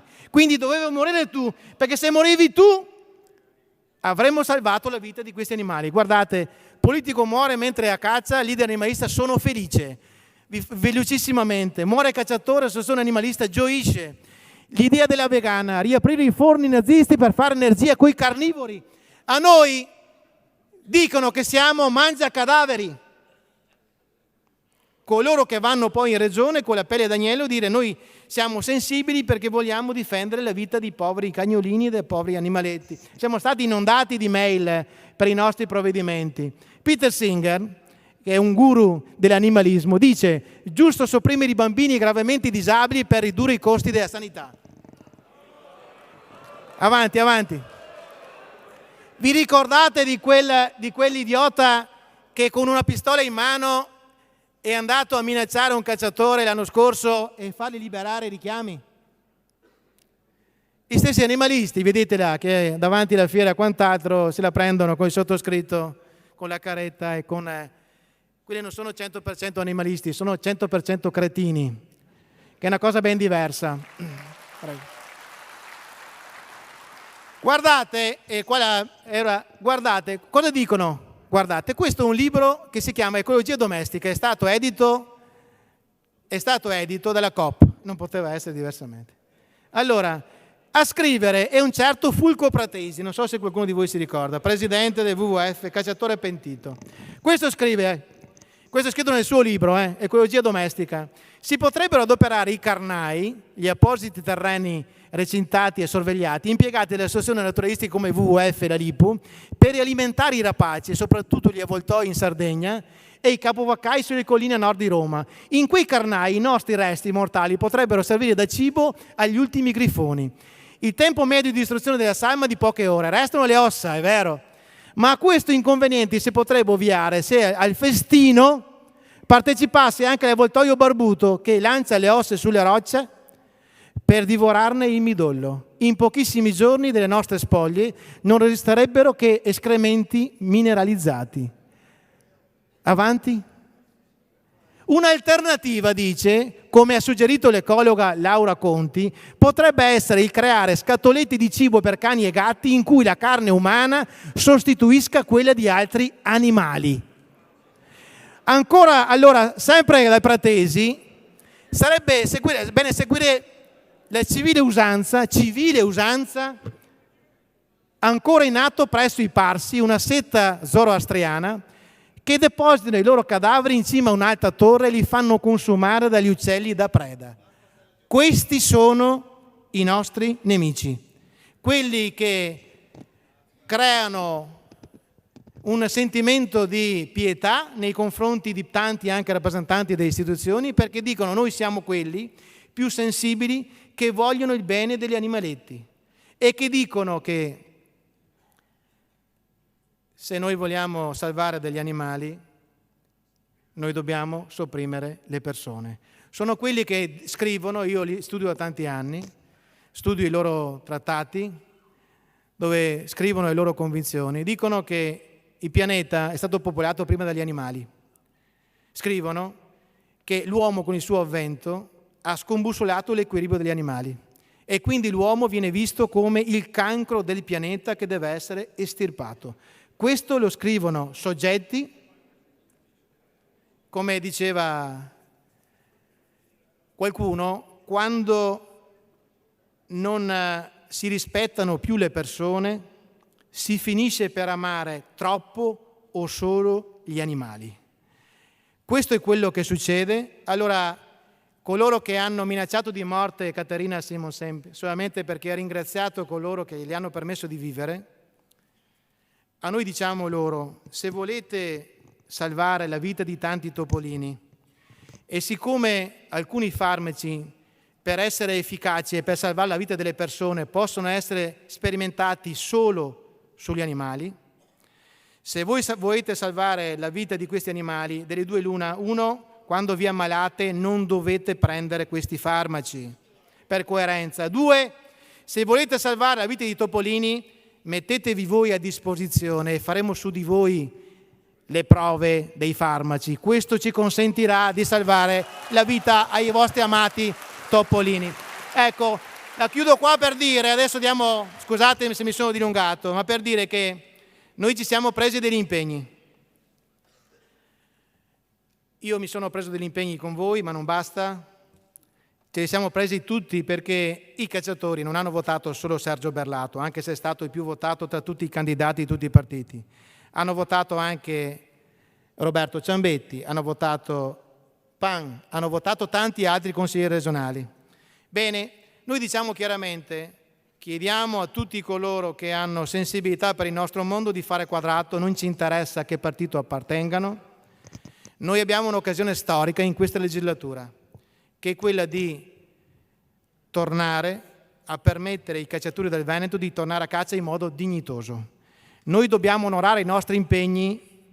Vi posso garantire che siamo già partiti in quella direzione. Avete visto la questione degli appostamenti, uno dopo l'altro affronteremo quegli impegni che ci siamo assunti, e vi posso garantire, vi do la mia parola, che li andremo ad onorare nel migliore dei modi. Grazie per la vostra attenzione.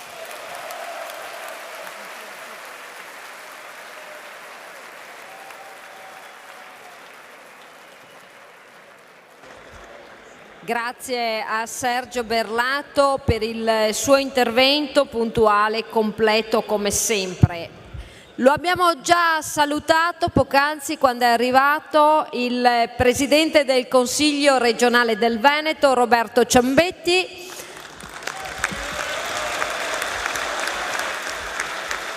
E lo invito per un saluto, ma lo ringrazio per la sua partecipazione a questo nostro incontro, perché so che sta male e che ha fatto veramente uno sforzo per una questione di salute a essere qui con noi, ma non voleva mancare all'impegno che si era assunto. Grazie. Grazie a te Maria Luisa, scusate ma appunto non sono in grandissima forma, goe bocce che ogni tanto da scuola porta a casa bacilli, virus e altro, e quindi il papà ogni tanto si brinca qualcosa. Parlare dopo Sergio è veramente difficile su questo tema, ma parto dall'ultima serie di slide di chi si oppone al mondo venatorio. Io a fine febbraio ho difeso Carlo Cracco perché cucinava i torresani, e rispetto alle cose che normalmente ci arrivano in email, in quel momento vi assicuro che la pressione di questi strani personaggi che appunto non capiscono che i torresani sono una tradizione comunque del nostro territorio è stata pesante, ma è normale ciclicamente subire questo tipo di attacchi. Però appunto noi, che almeno io penso di rappresentare un territorio, rappresentare una cultura, una tradizione, rappresentare anche delle passioni che sono tipiche di questo territorio, queste cose appunto assolutamente non ci intimidiscono, e anzi ci danno stimolo e motivazione per lavorare per il bene del mondo venatorio nel luogo dove ci troviamo. Quindi come Consiglio regionale, e lo abbiamo dimostrato già in questi mesi, troviamo un accordo, troviamo degli obiettivi, degli argomenti, li portiamo in aula e in maggioranza non c'è una sbavatura. L'abbiamo dimostrato appunto con la questione dei capanni.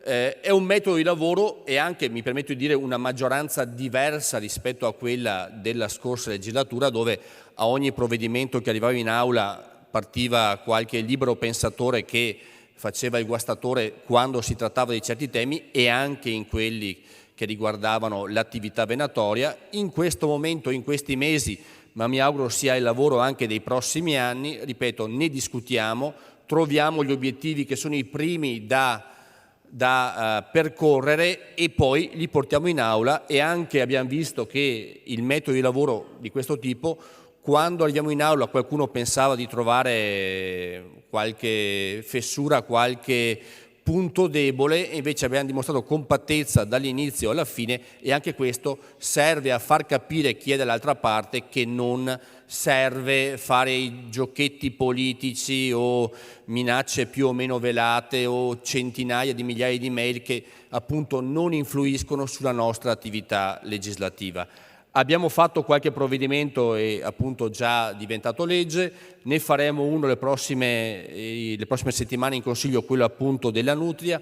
Mi permetto, rispetto appunto a quello che ha detto Sergio, che devono chiedercelo in ginocchio, secondo me no, secondo me invece questo è veramente un modo per cui dobbiamo far capire al resto delle persone che magari non ha la nostra sensibilità, ma che il cacciatore può essere anche un presidio di protezione civile, un qualcosa che serve al bene della comunità e che fa appunto con la sua attività, con la sua passione, il bene del territorio. Quindi dobbiamo far sì che l'immagine del cacciatore, prendendo ad esempio il problema nutria, diventi cosa fondamentale e indispensabile per la difesa del nostro territorio, delle nostre abitazioni, delle nostre case, delle persone che vivono in Veneto. Quindi questo può essere veramente anche un passaggio che rende onore appunto all'attività venatoria e a chi esercita questa attività, come diceva Sergio, con la fedina penale assolutamente pulita. Stiamo... No, bravi... Con qualcuno di voi ho fatto il corso per i nucivi, adesso speriamo di poterlo adoperare, ma aperto il più possibile al maggior numero di cacciatori. Invece quello che ci aspetta prossimamente, Sergio ha spiegato tutto, il piano venatorio, il piano faunistico venatorio è la cosa che dovrà nei prossimi mesi vedere impegnato il Consiglio, perché a forza di proroghe diventiamo anche attaccabili dal punto di vista amministrativo da chi fa ricorsi, controricorsi sui calendari, sugli atti amministrativi della Giunta. Quindi questo sarà uno degli argomenti che già l'assessore Pan e la struttura ha preso in mano, ma che vedrà impegnato i prossimi mesi la terza commissione e il Consiglio, perché sarà importante appunto non avere altre proroghe ed arrivare con un piano faunistico venatorio che sia la nostra carta appunto fondamentale per esercitare la nostra passione, per poterlo fare nel miglior modo possibile e soprattutto, ripeto, senza prestare il fianco ad attacchi di tipo amministrativo, a ricorsi che nulla hanno di logico, ma che trovano ogni tanto in qualche giudice la sensibilità per bloccare l'attività venatoria per qualche giorno, per qualche appunto giornata. Poi abbiamo sempre visto che comunque vengono archiviate e vengono in qualche maniera messe in condizioni di non nuocere questi ricorsi, però avere un piano faunistico che sia approvato penso sia la cosa che ci dà tranquillità a tutti nell'esercizio della nostra passione. Ripeto, Sergio ha detto di tutto e di più, andare a ripercorrere quello che ha detto forse è anche difficile. Sulle deroghe, cosa che penso sta a cuore a molti di noi, in questo momento la Regione Veneto, ma lo spiegherà meglio di me l'assessore Pan, ha fatto tutti i passaggi previsti dalla legge. Speriamo che qualcuno che ha modificato queste leggi a livello nazionale intenda anche applicarle, perché non è pensabile e possibile dare ad ISPRA dei compiti che poi puntualmente non riesce a esercitare. Noi abbiamo fatto anche una modifica sulla legge dell'attività di Veneto Agricoltura per poter dare a Veneto Agricoltura la possibilità di fornire dati tecnico-scientifici per gli atti amministrativi della Regione del Veneto. Veneto Agricoltura è anche questa in fase di organizzazione, ma ci sarà un settore di Veneto Agricoltura destinato proprio a seguire l'attività venatoria. Già ci sono studi, già ci sono pubblicazioni che fanno capire che anche all'interno di Veneto Agricoltura ci sono persone che sanno fare il proprio lavoro e lo sanno fare con passione anche rispetto appunto alle esigenze del mondo venatorio. Questa possibilità di avere anche dei dati tecnico-scientifici in collaborazione con le associazioni dei cacciatori penso ci consentano da amministratori di fare per l'attività venatoria il meglio possibile. Io chiudo qua, scusate ma appunto non sono in grandissima forma, complimenti per la giornata e mi auguro e spero che appunto da qua ai prossimi mesi, grazie anche ai vostri stimoli, si possa dare ai cacciatori del Veneto le risposte che si aspettano. Grazie ancora.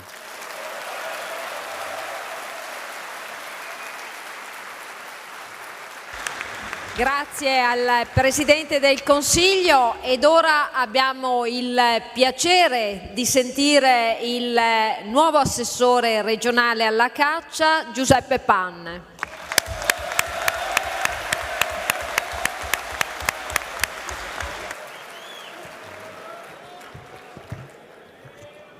Buongiorno a tutti, buongiorno. Ciao a tutti intanto allora, dai. Ciao a tutti, grazie dell'invito alla Presidente Maria Cristina Carretta e a tutti i soci dell'Associazione Cacciatori Veneti. Naturalmente un saluto, porto i saluti del Presidente della Giunta regionale Luca Zaia e di tutta la Giunta. Sì, grazie. Saluto anche tutti i rappresentanti delle altre associazioni venatorie presenti e tutti gli amici cacciatori. Naturalmente io plaudo a tutti veramente i volontari all'organizzazione di oggi, perché vedere una sala così piena, sopra, sotto, fuori e organizzata non è semplice, e quindi un applauso secondo me va a tutti i volontari che hanno veramente lavorato. E questa organizzazione dimostra comunque quella che è la vera forza di noi veneti, della forza anche dei cacciatori soprattutto. Quando sono insieme, quando si è insieme, siamo un rullo compressore. E essere insieme, essere comunque sulle stesse prospettive e sulle stessa onda di pensiero penso che sia importante. Guardate, io mi spero che ho sentito prima dei fischi al mio predecessore di non venire qua tra un anno o due, magari di nascosto, e ciapparmi un sacco di parole da tutti, perché sarebbe veramente... Spero proprio di non fare questa fine, perché io è da pochi mesi, e lo sapete tutti, che ho avuto questa delega importante da parte del Presidente Zaia, e io sono, guardate, uno che prima di parlare, come dice, io preferisco studiare. E ora, prima ho preferito studiare un po' tutta la situazione e poi qualcosa adesso posso anche dirvi, perché mi sono fatto anche un'idea di questo mondo che conoscevo per amicizia, perché con tanti cacciatori, ma avevo anche bisogno di capire effettivamente quali erano i vostri problemi e quali soluzioni potessero prospettarsi anche per il futuro. Io penso che per la prima volta in Veneto, con questa 10ª legislatura, qui c'è il Presidente del Consiglio Ciambetti, porto anche i saluti del collega Forcolin, che si scusa perché purtroppo ha avuto un impedimento per altri motivi, ma per la prima volta c'è un asse politico. Io sono della Lega Nord, il Presidente Berlato è di un altro partito, l'ha ricordato prima, ma la mentalità è questa, la mentalità di noi del centrodestra, delle persone che arrivano dal mondo del fare, del mondo del concreto. Penso che si dimostra qui oggi a essere insieme, a cercare di trovare delle soluzioni perché voi cacciatori, perché il mondo venatorio veneto abbia una legislazione semplice, che vi possa portare a caccia in maniera serena e che vi possa dare tutti gli strumenti per aiutare anche il popolo veneto in alcuni problemi che naturalmente gli animali, e parleremo poi dei nocivi, stanno creando anche nel mondo dell'agricoltura. Io ho la delega all'agricoltura e quindi come assessore anche all'agricoltura ci stiamo incontrando anche le categorie economiche dell'agricoltura, del mondo della produzione del primario. Ci chiedono spesso interventi importanti contro i danni della fauna selvatica, soprattutto per quelle specie che noi Sergio prima vi ha dimostrato. Quindi dall'altra parte abbiamo una responsabilità del difendere le produzioni del nostro Veneto, dall'altra parte anche di mantenere un equilibrio ecologico e di presenza di alcune specie che solo grazie ai cacciatori questo è possibile. Allora lasciatemi alcune considerazioni su alcuni temi di oggi importanti che sono stati presentati dal consigliere Berlato, dal presidente Berlato, e chiaramente solo per dare alcune notizie importanti. Sugli appostamenti avete visto che grazie a comunque una ottima legge che è stata presentata come primo firmatario dal Presidente Berlato, ma comunque è stata seguita anche da tutta la terza commissione, dai nostri consiglieri di maggioranza, questo problema finalmente si è risolto e quindi ci eravamo lasciati, io non c'ero a maggio, ma ci siamo visti a settembre in quel di Malo, se chi si ricorda, e avevamo detto che questa era una delle prime cose che noi dovevamo sistemare e l'abbiamo sistemata. C'è stato un grande lavoro nelle commissioni, una grande intesa tra la Giunta e il Consiglio regionale, e questa attività che ha sfornato questa legge a marzo è stata un'attività che vi può naturalmente mandare a caccia senza avere tutti quei lacciuoli incredibili che sono legati all'urbanistica, alle leggi, ai regolamenti comunali e quant'altro. Quindi se per fare un appostamento serve quasi a cambiare il piano regolatore di un comune, penso che adesso abbiamo semplificato. Noi siamo per la semplificazione e siamo per la burocrazia tendente a zero. In questo caso mi sembra che una risposta importante è stata data. Altra riflessione sul piano faunistico venatorio. Il Presidente, avete visto, vi ha mostrato alcune slide, alcune sollecitazioni. Il piano faunistico venatorio noi è da mesi che lo discutiamo in incontri con tutti i presidenti delle associazioni delle venatorie venete, qui ci sono anche in prima fila diversi di loro. Abbiamo raccolto da parte di loro e dei loro associati tutta una serie di proposte, li stiamo sistemando, li abbiamo abbiamo avuto un incontro giusto la settimana scorsa che è durato ore su questo tema. Abbiamo sistemato la parte, i pilastri principali, abbiamo emendato il piano naturalmente della legge 1 del 2007, che è la base di partenza di tutte le nostre considerazioni, naturalmente cercando di migliorare quel buono che l'altro piano aveva. E quindi abbiamo fatto una specie di intersecamento di soluzioni che porteranno presto, io penso prima dell'estate, alla terza commissione la nostra proposta.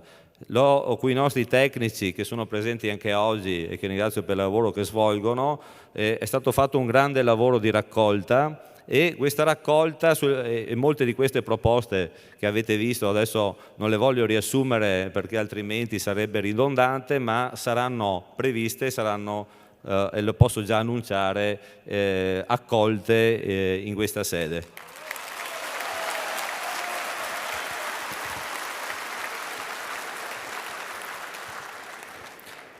Guardate, sul piano faunistico venatorio io mi gioco la faccia, ma tutti noi insieme stiamo facendo un grande lavoro. Io penso che sia la prima volta che succeda, e per questo è un metodo di lavoro che ci siamo dati.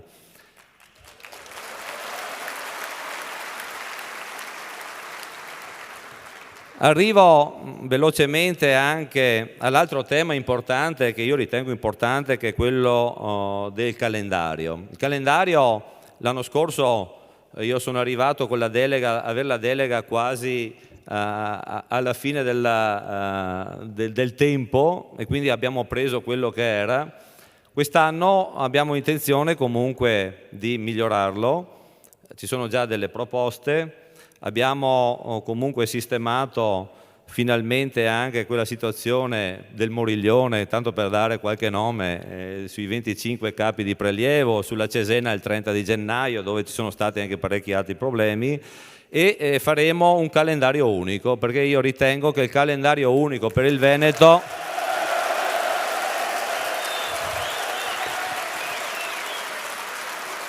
sentito anche. E non lo dico solo io, guardate, abbiamo sentito oggi la proposta, ma anche le proposte delle altre associazioni. Penso che su questo siamo tutti d'accordo, e penso che nessuno abbia nulla da dire. Quindi questa è la prospettiva futura, e questo sarà quello che noi come Giunta e io come assessore proporrò al prossimo calendario. Ecco, un'altra cosa su questo è gli ATC. Ecco, guardate signori, io ho fatto il sindaco, qui ci sono tanti politici, ormai si va verso leggi in cui sia i sindaci, sia i rappresentanti del Parlamento, sia i rappresentanti istituzionali in regione fanno 2 mandati. In 2 mandati un sindaco 5 anni più 5 anni ha fatto tutto, no? Anche i presidenti degli ambiti più di 2 mandati secondo me non possono più fare, e quindi devono adeguarsi a questa regola, che sia una regola anche di rinnovo delle persone, rinnovo delle mentalità, e anche va verso naturalmente anche a un rinnovo delle strutture interne degli ambiti, per dare anche freschezza, per dare anche un apporto nuovo delle idee. E in questo caso potrebbe anche avvicinare tanti giovani che magari adesso restano al palo perché non possono portare un apporto consistente al lavoro che invece gli ambiti, che sono importanti, possono dare. E quindi questa è sicuramente una delle regole che dobbiamo darci. Parlo poi del tesserino. Il tesserino, la proposta del tesserino, noi abbiamo già dato l'incarico in questi giorni a un studio grafico, anche su sollecitazioni che sono state date sia oggi ma anche nel passato, in questi mesi, perché ci siamo resi conto che comunque anche qui la burocrazia e l'ufficio complicazione e cose semplici, diciamo, ha dato il meglio di sé, e quindi sicuramente una rivisitazione normale Ecco, probabilmente lo sforzo di non creare problemi, di mettere le date, di mettere comunque i giorni, eccetera, è stato fatto e vedrete, ci saranno anche dei risultati a breve. Però il tesserino è importante per la lettura ottica, perché volevo parlarvi dei dati, perché a noi servono dei dati precisi. La raccolta dei dati, guardate, è fondamentale. Io ho bisogno che voi nel vostro tesserino mettete giusto quello che sia il prelievo che fate, perché noi con la raccolta dei dati ci giochiamo poi quello che sono le deroghe di cui parlerò adesso. Ecco, su questo il Presidente Ciambetti ha detto una grande cosa e lo ringrazio, ma mi ha portato via l'argomento di Veneto Agricoltura, perché come assessore all'agricoltura ho anche questa agenzia che ci sta aiutando. Abbiamo un progetto importante di ricostruire delle stazioni in Veneto di raccolta dati all'uso scientifico, e quindi con questa raccolta dati noi potremmo giustificare finalmente a questo benedetta ISPRA e poi a tutti quelli che ce lo chiederanno quali saranno le nostre possibilità di prelievo venatorio anche in futuro. Abbiamo l'agenzia, avremo il passaggio da Veneto Agricoltura all'agenzia molto presto, la porteremo in giunta entro giugno, e quindi poi, ma stanno già lavorando tutta una serie di tecnici per riportare anche a quelli che sono gli appostamenti, i vecchi rocoli praticamente, dove si potevano fare comunque delle ricerche sui passaggi della fauna migratoria, e quindi avere dei dati precisi, che quindi io a un certo punto gli dico: signori, qua passano centinaia di migliaia di fringuelli, e quindi questa è la dimostrazione scritta e certificata. E quindi arrivo alle deroghe. Noi proprio in questi giorni, proprio non prima di arrivare qui, ma nel mese di marzo, abbiamo mandato insieme agli uffici tutta una serie di richieste. Ho avuto anche un incontro personalmente con i responsabili dell'ISPRA, tutta una serie di richieste che vanno naturalmente a chiedere delle deroghe per la lettera C per il fringuello, la pepora, lo storno, il frosone, la pispola e il pispolone. Questa l'abbiamo chiesta in maniera forte, supportata anche dai dati che avevamo a disposizione nei nostri uffici, e penso che ci stanno pensando. Se non ci danno questo, io sapete, faccio anche parte della Commissione Politiche Agricole e quindi anche Caccia e Pesca, che proprio l'altro giorno a Foggia ci siamo trovati. In questo caso porteremo alla conferenza Stato-Regioni le nostre richieste, perché lì si fa la politica e lì si fanno le scelte. Non si fanno negli uffici di Bologna magari certe scelte, ma lasciateci fare anche la politica della scelta di quello che è il nostro che è sul nostro territorio. Naturalmente per la lettera A lo storno ancora e la tortora, e soprattutto anche io mi occupo anche della delega della pesca per il cormorano, perché fa di quei danni alle valli di pesca che solo il Signore sa. Non abbiamo più un pesce all'interno dei nostri fiumi, all'interno delle nostre valli da pesca del Veneto, e lo sanno benissimo anche gli amici pescatori. Quindi questa è la road map che ci siamo dati, la road map che non è finita qui, perché ritengo che sia anche importante, e qui lo dico anche al Presidente Ciambetti e al Presidente Berlato, che noi mettiamo mano a un coordinamento sui controlli, perché purtroppo e qui un messaggio che do oggi, perché mi sono reso conto che comunque le polizie provinciali, le polizie venatorie sono un po' lasciate a se stesse, e noi abbiamo bisogno di costruire anche, come stanno facendo altri colleghi in altre regioni, come le Marche, come la Liguria,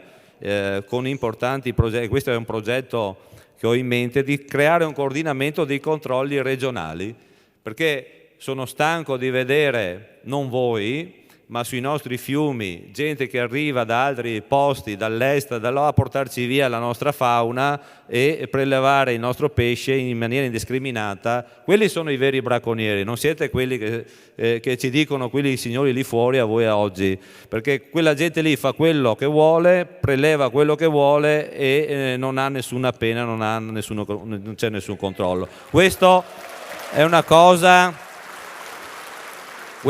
importante che va anche a salvaguardare il prelievo venatorio che fate voi, perché io ringrazio sempre gli amici cacciatori, gli amici pescatori, perché oltre a avere una grande passione, Sergio, hanno anche un grande compito, quello di salvaguardare il nostro ambiente, di essere sentinelle del territorio e oltre a prelevare la fauna selvatica, oltre a essere dei grandi amici, hanno anche il compito di salvaguardare l'ambiente dove vivono i nostri cittadini veneti. Quindi io sono qui a ringraziarvi proprio.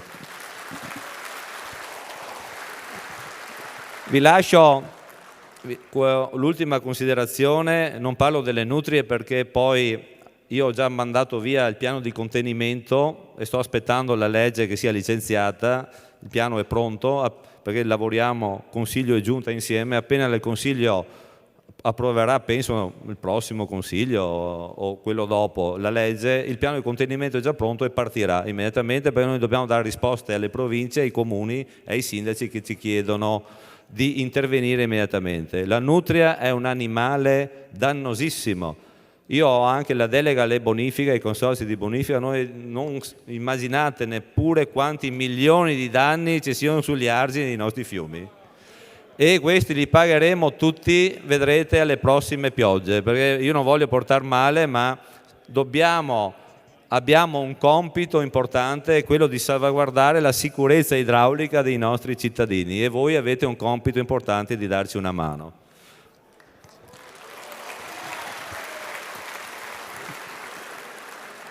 Io mi scuso se vi lascerò dopo perché sono di Cittadella e voi sapete ho la festa per la promozione in Serie B e ho tutto il paese fuori che mi aspetta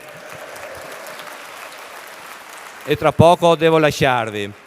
Però do un altro messaggio importante per sia voi associati sia ai presidenti di tutte le associazioni presenti. Noi abbiamo bisogno che i giovani si avvicinino a questa grande passione, perché come sta avvenendo in agricoltura noi stiamo dando degli incentivi perché i giovani sostituiscono i loro padri nelle imprese agricole. Bisogna che troviamo insieme la maniera di creare un incentivo ma anche una scuola per i giovani che vogliono avvicinarsi a questa grande passione. Ce ne sono molti e la Fiera di Vicenza recentemente ha dimostrato quanti ragazzi siano appassionati. Dobbiamo aiutarli a fargli capire che la caccia non è un cacciatore non è un criminale, come ci dicono qualcuno, ma è una persona a posto, una persona che segue le leggi e soprattutto che ha una grande passione per il mondo animale, ma anche per la natura e una grande passione che deve essere riversata sicuramente alle future generazioni. Grazie a tutti e alla prossima.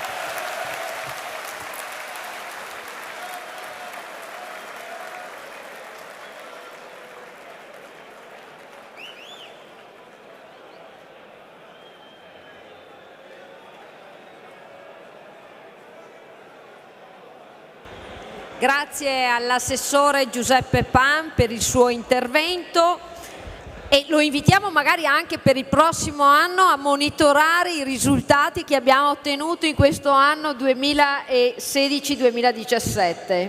Va bene, Assessore? Perfetto. Bene. Io inviterei adesso Vincenzo Forte, Presidente della Fondazione per la Cultura Rurale Onlus. Grazie mille. Vi ringrazio a tutti e ringrazio la Presidente Maria Cristina Caretta per aver organizzato questo convegno, perché a giudicare dal tenore dei relatori che mi hanno preceduto, questo convegno sarà la pietra angolare sulla quale costruire le basi per la gestione dell'attività venatoria in questa regione per i prossimi anni. Da presidente della Fondazione per la Cultura Rurale, che si occupa di tutelare e valorizzare tutte le attività portatrici della cultura rurale, quindi anche la caccia, non posso che accogliere con favore la sensibilità dimostrata nei confronti appunto delle istanze del mondo venatorio. Un mondo che fondamentalmente cosa chiede? Chiede di esercitare dignitosamente un'attività, che non è solamente una passione, ma è anche uno strumento per traghettare tradizioni, storia, cultura, consuetudini, l'identità di un popolo, perché fondamentalmente di questo si tratta. Se vogliamo però garantire il futuro di queste passioni, di queste tradizioni, dobbiamo farlo impegnandoci oggi in prima persona, soprattutto impegnandoci contro quella deriva dell'integralismo animale-ambientalista, quello di cui parlava Berlato prima.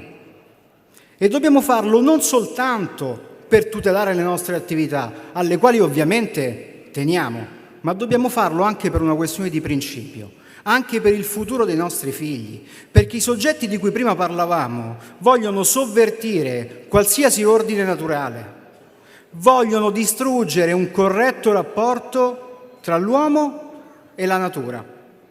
La Fondazione per la Cultura Rurale nasce dalla volontà di uomini e donne che a questa deriva della società non ci stanno. Noi pretendiamo il rispetto per tutte le attività portatrici della cultura rurale, però sappiamo benissimo che il rispetto non è mai regalato, il rispetto si guadagna. E come facciamo noi in questo caso a guadagnarci il rispetto dell'opinione pubblica, di chi non ci conosce?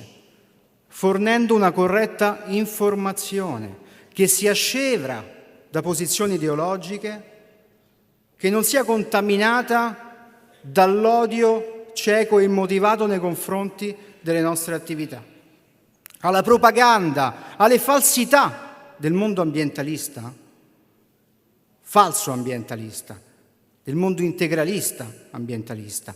Noi dobbiamo opporre la conoscenza. All'odio ideologico di chi ci vuol vedere scomparire, noi dobbiamo opporre il lavoro di chi vuole costruire. Come possiamo farlo? Ovviamente dando l'esempio. C'è un motto latino che recita: le parole incitano, ma è l'esempio che trascina. E noi con l'esempio del lavoro, dei nostri volontari, con l'implementazione delle nostre strutture didattiche, che dobbiamo fornire una corretta formazione etico-ambientale alle nuove generazioni, se vogliamo che le nostre attività continuino nel tempo e se vogliamo un'ancora migliore gestione e sostenibilità ambientale.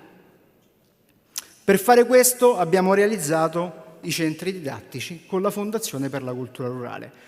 Adesso faremo una breve carrellata di quali sono i centri didattici che già gestiamo, però voglio spiegare prima cosa sono, in parole povere, questi centri didattici culturali.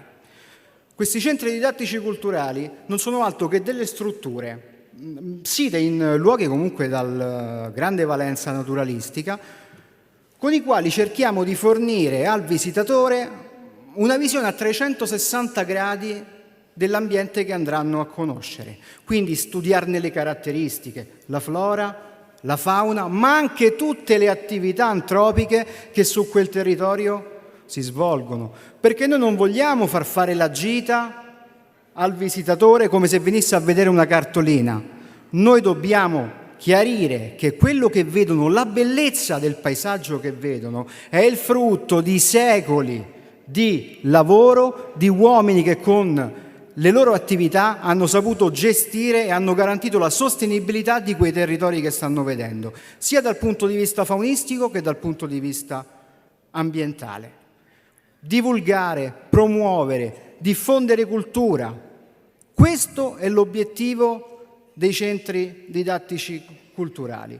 Qui vediamo per esempio l'ex Malga Cimafonte, che gestiamo ormai già da un anno nel comune di Calvene. Questa per esempio è una struttura che utilizziamo e vi è anche la possibilità di soggiornare per i visitatori per far didattica ambientale, ma una didattica ambientale che preveda anche delle escursioni, che preveda l'osservazione della fauna, quindi degli ungulati, una serie di attività che cali perfettamente nel territorio il visitatore.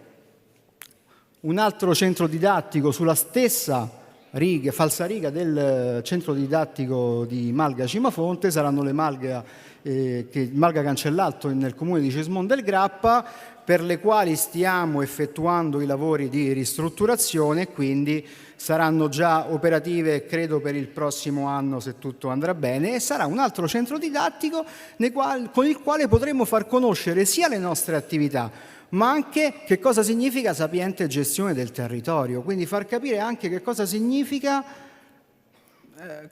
appunto il lavoro di chi quel territorio quotidianamente lo vive. Non lo facciamo solamente ovviamente con i centri didattici, perché cerchiamo di divulgare e di informare e di fornire una corretta informazione sulle nostre attività anche con diversi progetti. Questo per esempio è il centro didattico culturale di Cerem, provincia di Verona, abbiamo appunto della tassidermia dentro. Questo centro didattico culturale viene utilizzato soprattutto per l'educazione per le scolaresche, ma abbiamo anche altre tipologie di interventi. Possiamo vedere per esempio questo è un progetto di riqualificazione ambientale della laguna di Venezia, svolto in collaborazione con l'Università Ca' Foscari, con dei finanziamenti regionali e della Comunità Europea. Questo è un esempio fantastico di sinergia tra varie realtà portatrici della cultura rurale, perché i nostri volontari hanno creato questo progetto e collaborano a questo progetto unendo le capacità e le specificità e comunque la bravura e la conoscenza del territorio dei cacciatori insieme ai pescatori amatoriali. Questo è un progetto veramente molto importante che ha dato anche lustro alla nostra fondazione. Grazie. Ovviamente questi progetti servono, come dicevo prima, per far capire cosa sono le nostre attività, ma servono anche per far capire che questo strumento, la Fondazione per la Cultura Rurale, è uno strumento che non si vuole semplicemente limitare alla divulgazione di una corretta informazione, ma anche fornire un nuovo modello di ambientalismo. Un nuovo modello di ambientalismo che punti alla sostenibilità delle attività antropiche sul territorio e non alla loro eliminazione. Un modello di ambientalismo che sia diverso anche nella gestione delle risorse, perché siamo stufi di vedere l'ambientalismo all'italiana, quello fatto da associazioni che vivono quasi esclusivamente di contributi pubblici, che sono solo dei carrozzoni utili a drenare risorse dalle casse dello Stato. Noi vogliamo dimostrare con la Fondazione che è possibile un ambientalismo diverso, fatto del lavoro di chi su quel territorio ci vive, un ambientalismo fatto di passione.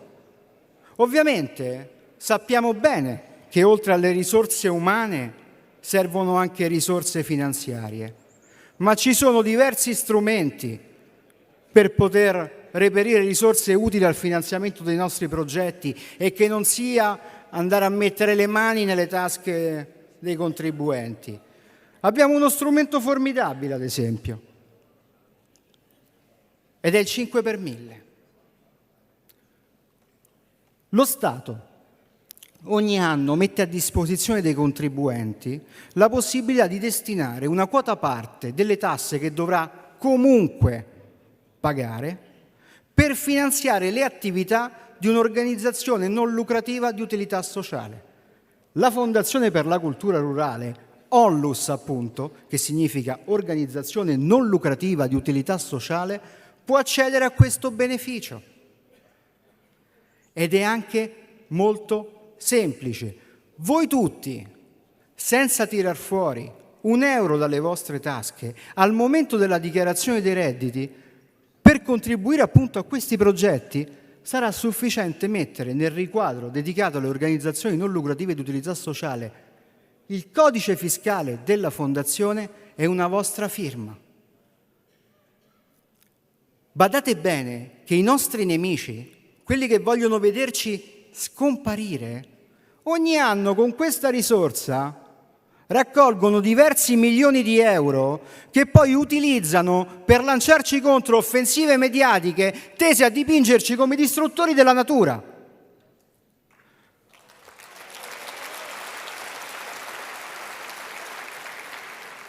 Impariamo ad utilizzare questi strumenti, impariamo a giocare con le stesse regole, andiamoli a sfidare sul loro stesso campo, perché se le idee hanno bisogno delle gambe degli uomini per camminare, noi le gambe ce le abbiamo messe. A voi chiediamo soltanto una firma per aiutarci a farle correre. Grazie.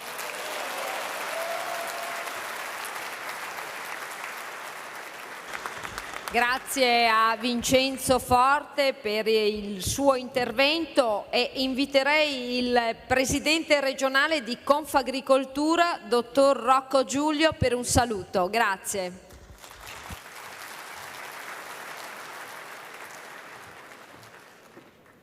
Ringrazio la Presidente Caretta dell'invito. Mondo agricolo, mondo venatorio, spesso in conflitto, erroneamente in conflitto, forse per qualcuno, non per tutti. È un mondo che invece deve stare assolutamente unito, perché il mondo agricolo protegge il territorio, il mondo della caccia lo aiuta a proteggere. Come ha detto giustamente il consigliere Berlato, la caccia è essenziale per il territorio ed è essenziale per l'agricoltura. Abbiamo parlato dei cormorani che hanno fatto chiudere delle aziende vallicole. Abbiamo parlato delle nutrie che stanno facendo dei danni immensi, non solo alle bonifiche ma alle aziende agricole. Non è stato parlato del piccione, che il piccione domestico sta facendo enormi danni all'agricoltura, che per avere un permesso per abbatterli ci vogliono montagne di carte, burocrazia infinita. E chi è che li abbatte? Siete voi, cacciatori, che venite a darci una mano nelle aziende agricole e vi ringrazio per questo. Spero che lo facciate e bene, come avete fatto spesso per le nutrie, per i colombi, per le nutrie, perché siamo veramente alla disperazione. Ripeto, vorrei continuare sul concetto dell'unione tra caccia ed agricoltura. Deve assolutamente andare avanti assieme. Purtroppo spesso ci sono questi attriti nelle aziende agricole per colpa di qualche caso, che dicevo, qualcuno che non si comporta in maniera educata, ma ci sono anche agricoltori che non si comportano in maniera educata e tutti e due vanno puniti, tutti e due i casi, perché dobbiamo collaborare. Purtroppo l'assessore è andato via, ma certamente siamo pronti anche noi a collaborare per il nuovo piano faunistico venatorio. Siamo assolutamente interessati, sono 9 anni se non sbaglio che questo piano venatorio va e pensate che se c'è un'azienda agricola che ha deciso di fare un agriturismo non può farsi un'area dove sia vietata la caccia per la protezione dei propri ospiti, deve aspettare il nuovo piano faunistico venatorio. Ma le aziende agricole lavorano, vanno avanti, investono, non è possibile aspettare 9 anni, non è assolutamente possibile. Spero che questo sia l'ultimo anno di proroghe del piano faunistico venatorio. Qui c'è il Presidente del Consiglio regionale che fa sì con la testa e assolutamente mi fido della sua parola. Io concludo e ringrazio ancora. È un bellissimo vedere, devo dire, tutte queste persone. Vorrei avere la stessa partecipazione quando organizzo un'assemblea degli agricoltori. Purtroppo non ci riesco mai, veramente siete bellissimi. Grazie mille, buona serata. Grazie al Presidente Rocche per la sua simpatia. Ora inviterei il Presidente dell'Associazione per la difesa e la promozione della cultura rurale, ONLUS, Andrea Trenti.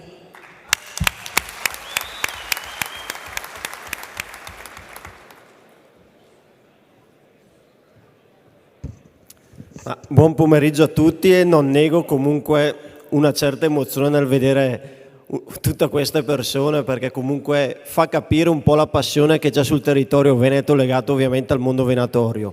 Io faccio i complimenti ovviamente a tutti gli organizzatori, faccio i complimenti ai relatori, mi allaccio al discorso di Vincenzo che mi ha preceduto poco fa, semplicemente per far notare quanto il mondo venatorio in questo momento non solo abbia bisogno di unità, ma abbia bisogno di un esercizio aggregativo verso tutte le realtà rurali per salvare la caccia anche nel futuro.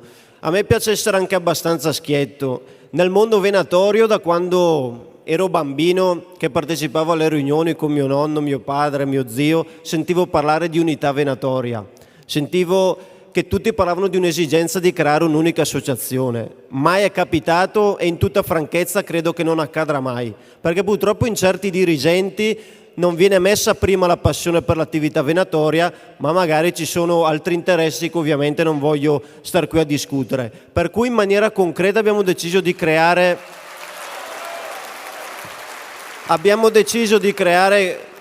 o meglio, hanno deciso di creare e mi hanno fatto parte di questo meraviglioso progetto legato alla ruralità, di aggregare tutte le forze, perché questo è l'unico modo reale, pur mantenendo ognuno le proprie sigle, per unirci e provare sia a combattere un nemico comune, di cui poi parlerò, ma soprattutto di valorizzare tutte le tipicità sia venatorie, ma ovviamente legate a tutte le consuetudini rurali. Dico questo perché ormai la battaglia non è solo difendere la caccia, ma stiamo subendo un attacco mediatico e in parte anche istituzionale a livello soprattutto nazionale, legato proprio al nostro modo di vivere. Si parlava di umanizzazione degli animali ed è emblematica questa situazione. Non è possibile accettare che si metta sullo stesso piano la vita di un uomo e di un animale. Noi lo sappiamo, le persone di buon senso lo sanno, però non riusciamo a comunicare. Non riusciamo a comunicare perché, come diceva benissimo Vincenzo, ci sono delle associazioni animali ambientaliste che, pur essendo molto meno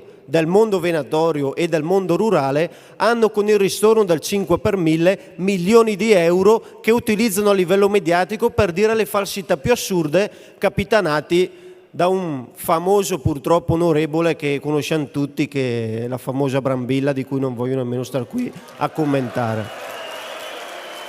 Io credo che sia anche arrivato il momento, invece di, e non dico ovviamente a voi che state combattendo, però spesso ci si lamenta, si dice sono più forti di noi, non c'è più niente da fare. Io sono orgoglioso di essere presente perché vedo ancora la gente che ha voglia di lottare, e questa è la cosa più importante, perché non è vero che gli ambientalisti, gli animalisti sono più forti di noi, tutt'altro. Se noi avessimo il coraggio, come sta facendo la vostra associazione, come sta facendo la fondazione e come sta facendo parte del mondo politico a livello regionale veneto, di dire la verità, di andare a contatto con le nuove generazioni, di avere il coraggio di dire i valori positivi della caccia, sicuramente avremo un futuro importante legato soprattutto alle nuove generazioni. L'assessore prima citava il contatto con i giovani. Passatemi un'altra franchezza, ci sono molti giovani anche nel mondo venatorio, è tempo di lasciargli spazio, ma di lasciargli spazio anche nei loro errori, e non lasciare spazio a quei giovani che sono delle fotocopie di vecchi dirigenti che magari, passatemi anche tempo, magari che cominciano un attimino a vedere la caccia magari seduti da qualche altra parte. Investire nei giovani vuol dire questo, ma vuol dire anche avere il coraggio di adeguarsi a un certo mondo tecnologico che sta andando avanti. I nostri nemici in 2 minuti comunicano, intasano le poste della regione Veneto con le mail. Noi siamo un po' assenti su questo, dobbiamo capire che i social network, internet, dobbiamo essere al passo con i tempi per saper comunicare alle nuove generazioni. Purtroppo, lo dico con amarezza, ma per questioni anagrafiche, il tempo va avanti, l'età va avanti, i giovani che stanno crescendo devono riuscire comunque ad alimentare un mondo venatorio che deve essere sempre mantenuto vivo, e per far questo bisogna ovviamente investire nelle nuove generazioni. Io vi rubo solamente 2 minuti di cuore sulle deroghe, perché provengo da Brescia, è terra molto simile alla vostra in termini di cacce tradizionali. Facevo parte di un'associazione e sul territorio spesso alcuni dirigenti mi definivano un estremista solo perché fino a che potrò o fino a che potrò parlare, diciamo, in certe situazioni, difenderò a spada tratta le cacce in deroga, ma soprattutto difenderò la consuetudine dell'esercizio delle cacce tradizionali, perché è un valore veramente spettacolare dei nostri territori. Io sono cresciuto con mio nonno nel capanno a sparare i fringuelli e voglio che mio figlio, che sta crescendo che ha 2 anni, possa farlo con me. Quindi di questo ne sono orgoglioso. Lancio solamente 2 messaggi, anche perché ci vogliono far credere che non è più tempo di caccia in deroga, che ormai è finita, bisogna adeguarsi a un certo modo di fare caccia. Sono tutte cavolate. Sergio Berlato ha detto in maniera perfetta la possibilità dell'esercizio della caccia in deroga. Mando solamente un'aggiunta dalla Regione Lombardia, che spesso ci viene detto che i funzionari che siedono nella Commissione Ambiente Europea dicono che non è possibile, dimenticandosi che già dal 2005 con delle comunicazioni dicevano in maniera esplicita che i funzionari non hanno nessun potere legislativo.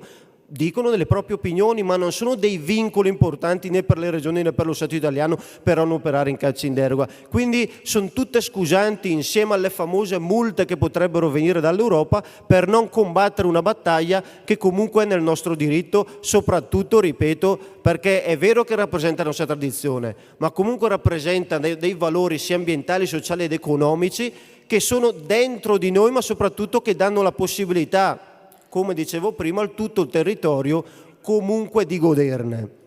Io l'ultimissima cosa che volevo dire anche sulle deroghe, io mi auguro di cuore che voi riusciate veramente in questa battaglia e tornerò a Brescia facendo capire o tirando magari le orecchie un po' anche al mio territorio che vedo un po' troppo morbido, un po' troppo fermo su questi temi, che c'è ancora una fiammella, che io quest'oggi dico che non è una fiammella, è un fuoco, diciamo così, una fiamma un po' più importante per tenere vive ancora le nostre tradizioni. Ultimissima cosa, come Associazione per la Cultura Rurale stiamo promuovendo una battaglia importante anche sullo spiedo in Regione Lombardia. È una banalità perché lo spiedo ovviamente con gli uccelli è una delle tipicità dei nostri territori ed è una caratteristica per persone di buon senso scontate da valorizzare.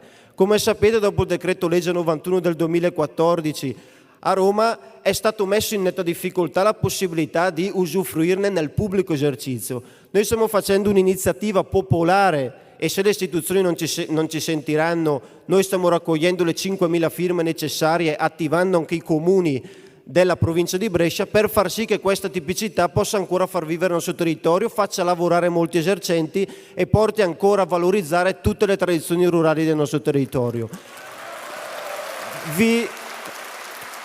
Vi saluto dicendovi che veramente mi sento a casa, perché veramente ho visto ancora nei vostri occhi e nelle persone che sono state qui la voglia di combattere. Questo è veramente uno stimolo che porterò sul mio territorio. Grazie a tutti.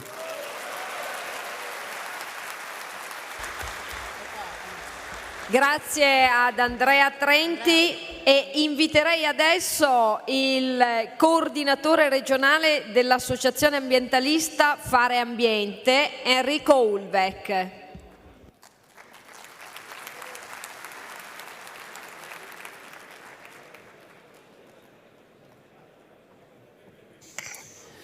Il mio è solo un saluto e un ringraziamento per 2 cose. Intanto è stato bellissimo vedere questa marea di persone incredibile nel teatro che ho costruito io quando ero sindaco e questo mi fa piacere.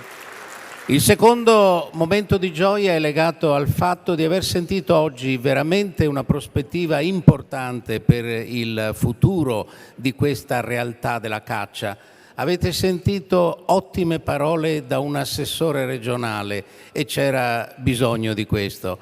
Avete sentito l'entusiasmo del presidente della regione Ciambetti, del consiglio della regione Ciambetti, ma soprattutto io voglio dire soltanto una cosa. In ogni realtà, per lavorare bene, bisogna unire il passato e il futuro e in questo ambiente della caccia la tradizione del passato deve essere unita a nuove realtà, a nuovi problemi e a un futuro importante. Per farlo ci vuole competenza, ci vuole passione, ci vuole attenzione.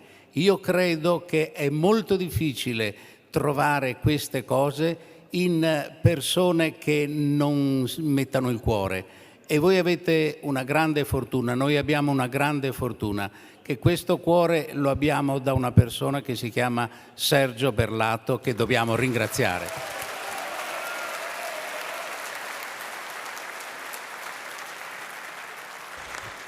Grazie ad Enrico Ulvec e adesso inviterei il segretario regionale di Federfauna, Massimiliano Filippi. Prego.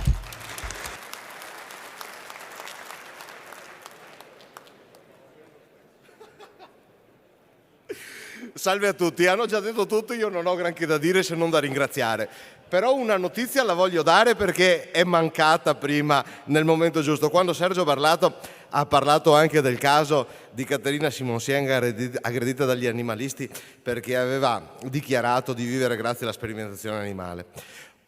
È di oggi la notizia che l'Unione Europea ha messo in mora l'Italia per l'errato recepimento da parte dell'Italia della direttiva europea sulla sperimentazione animale, quella sulla quale la LAV ha fatto tanta campagna dicendo che era la norma che avrebbe tenuto chiuso per sempre Green Hill, che avrebbe vietato gli xenotrapianti, che avrebbe fatto un sacco di disastri rispetto a quella che è la comunità europea.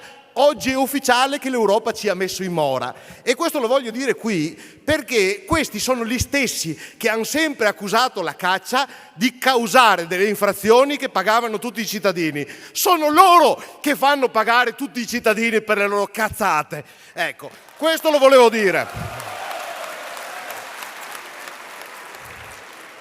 Era una notizia importante e a questo, perché questo è avvenuto? Perché sono una lobby potentissima che, come diceva giustamente Vincenzo Forte, riesce a investire bene in comunicazione, investe bene in comunicazione e ha un grossissimo ritorno economico con il 5 per 1000, con le convenzioni pubbliche, con un sacco di altre cose e utilizza gran parte di questo denaro per fare comunicazione, ma per comunicare delle cose false, che portano tornaconto solo a loro. Nemmeno agli animali poi alla fine che dicono di voler difendere porta tornaconto. Ed è avvenuto questo recepimento errato perché c'è stata questa forte lobby che ha fatto pressione e ci sono stati dei politici che evidentemente sono stati incompetenti.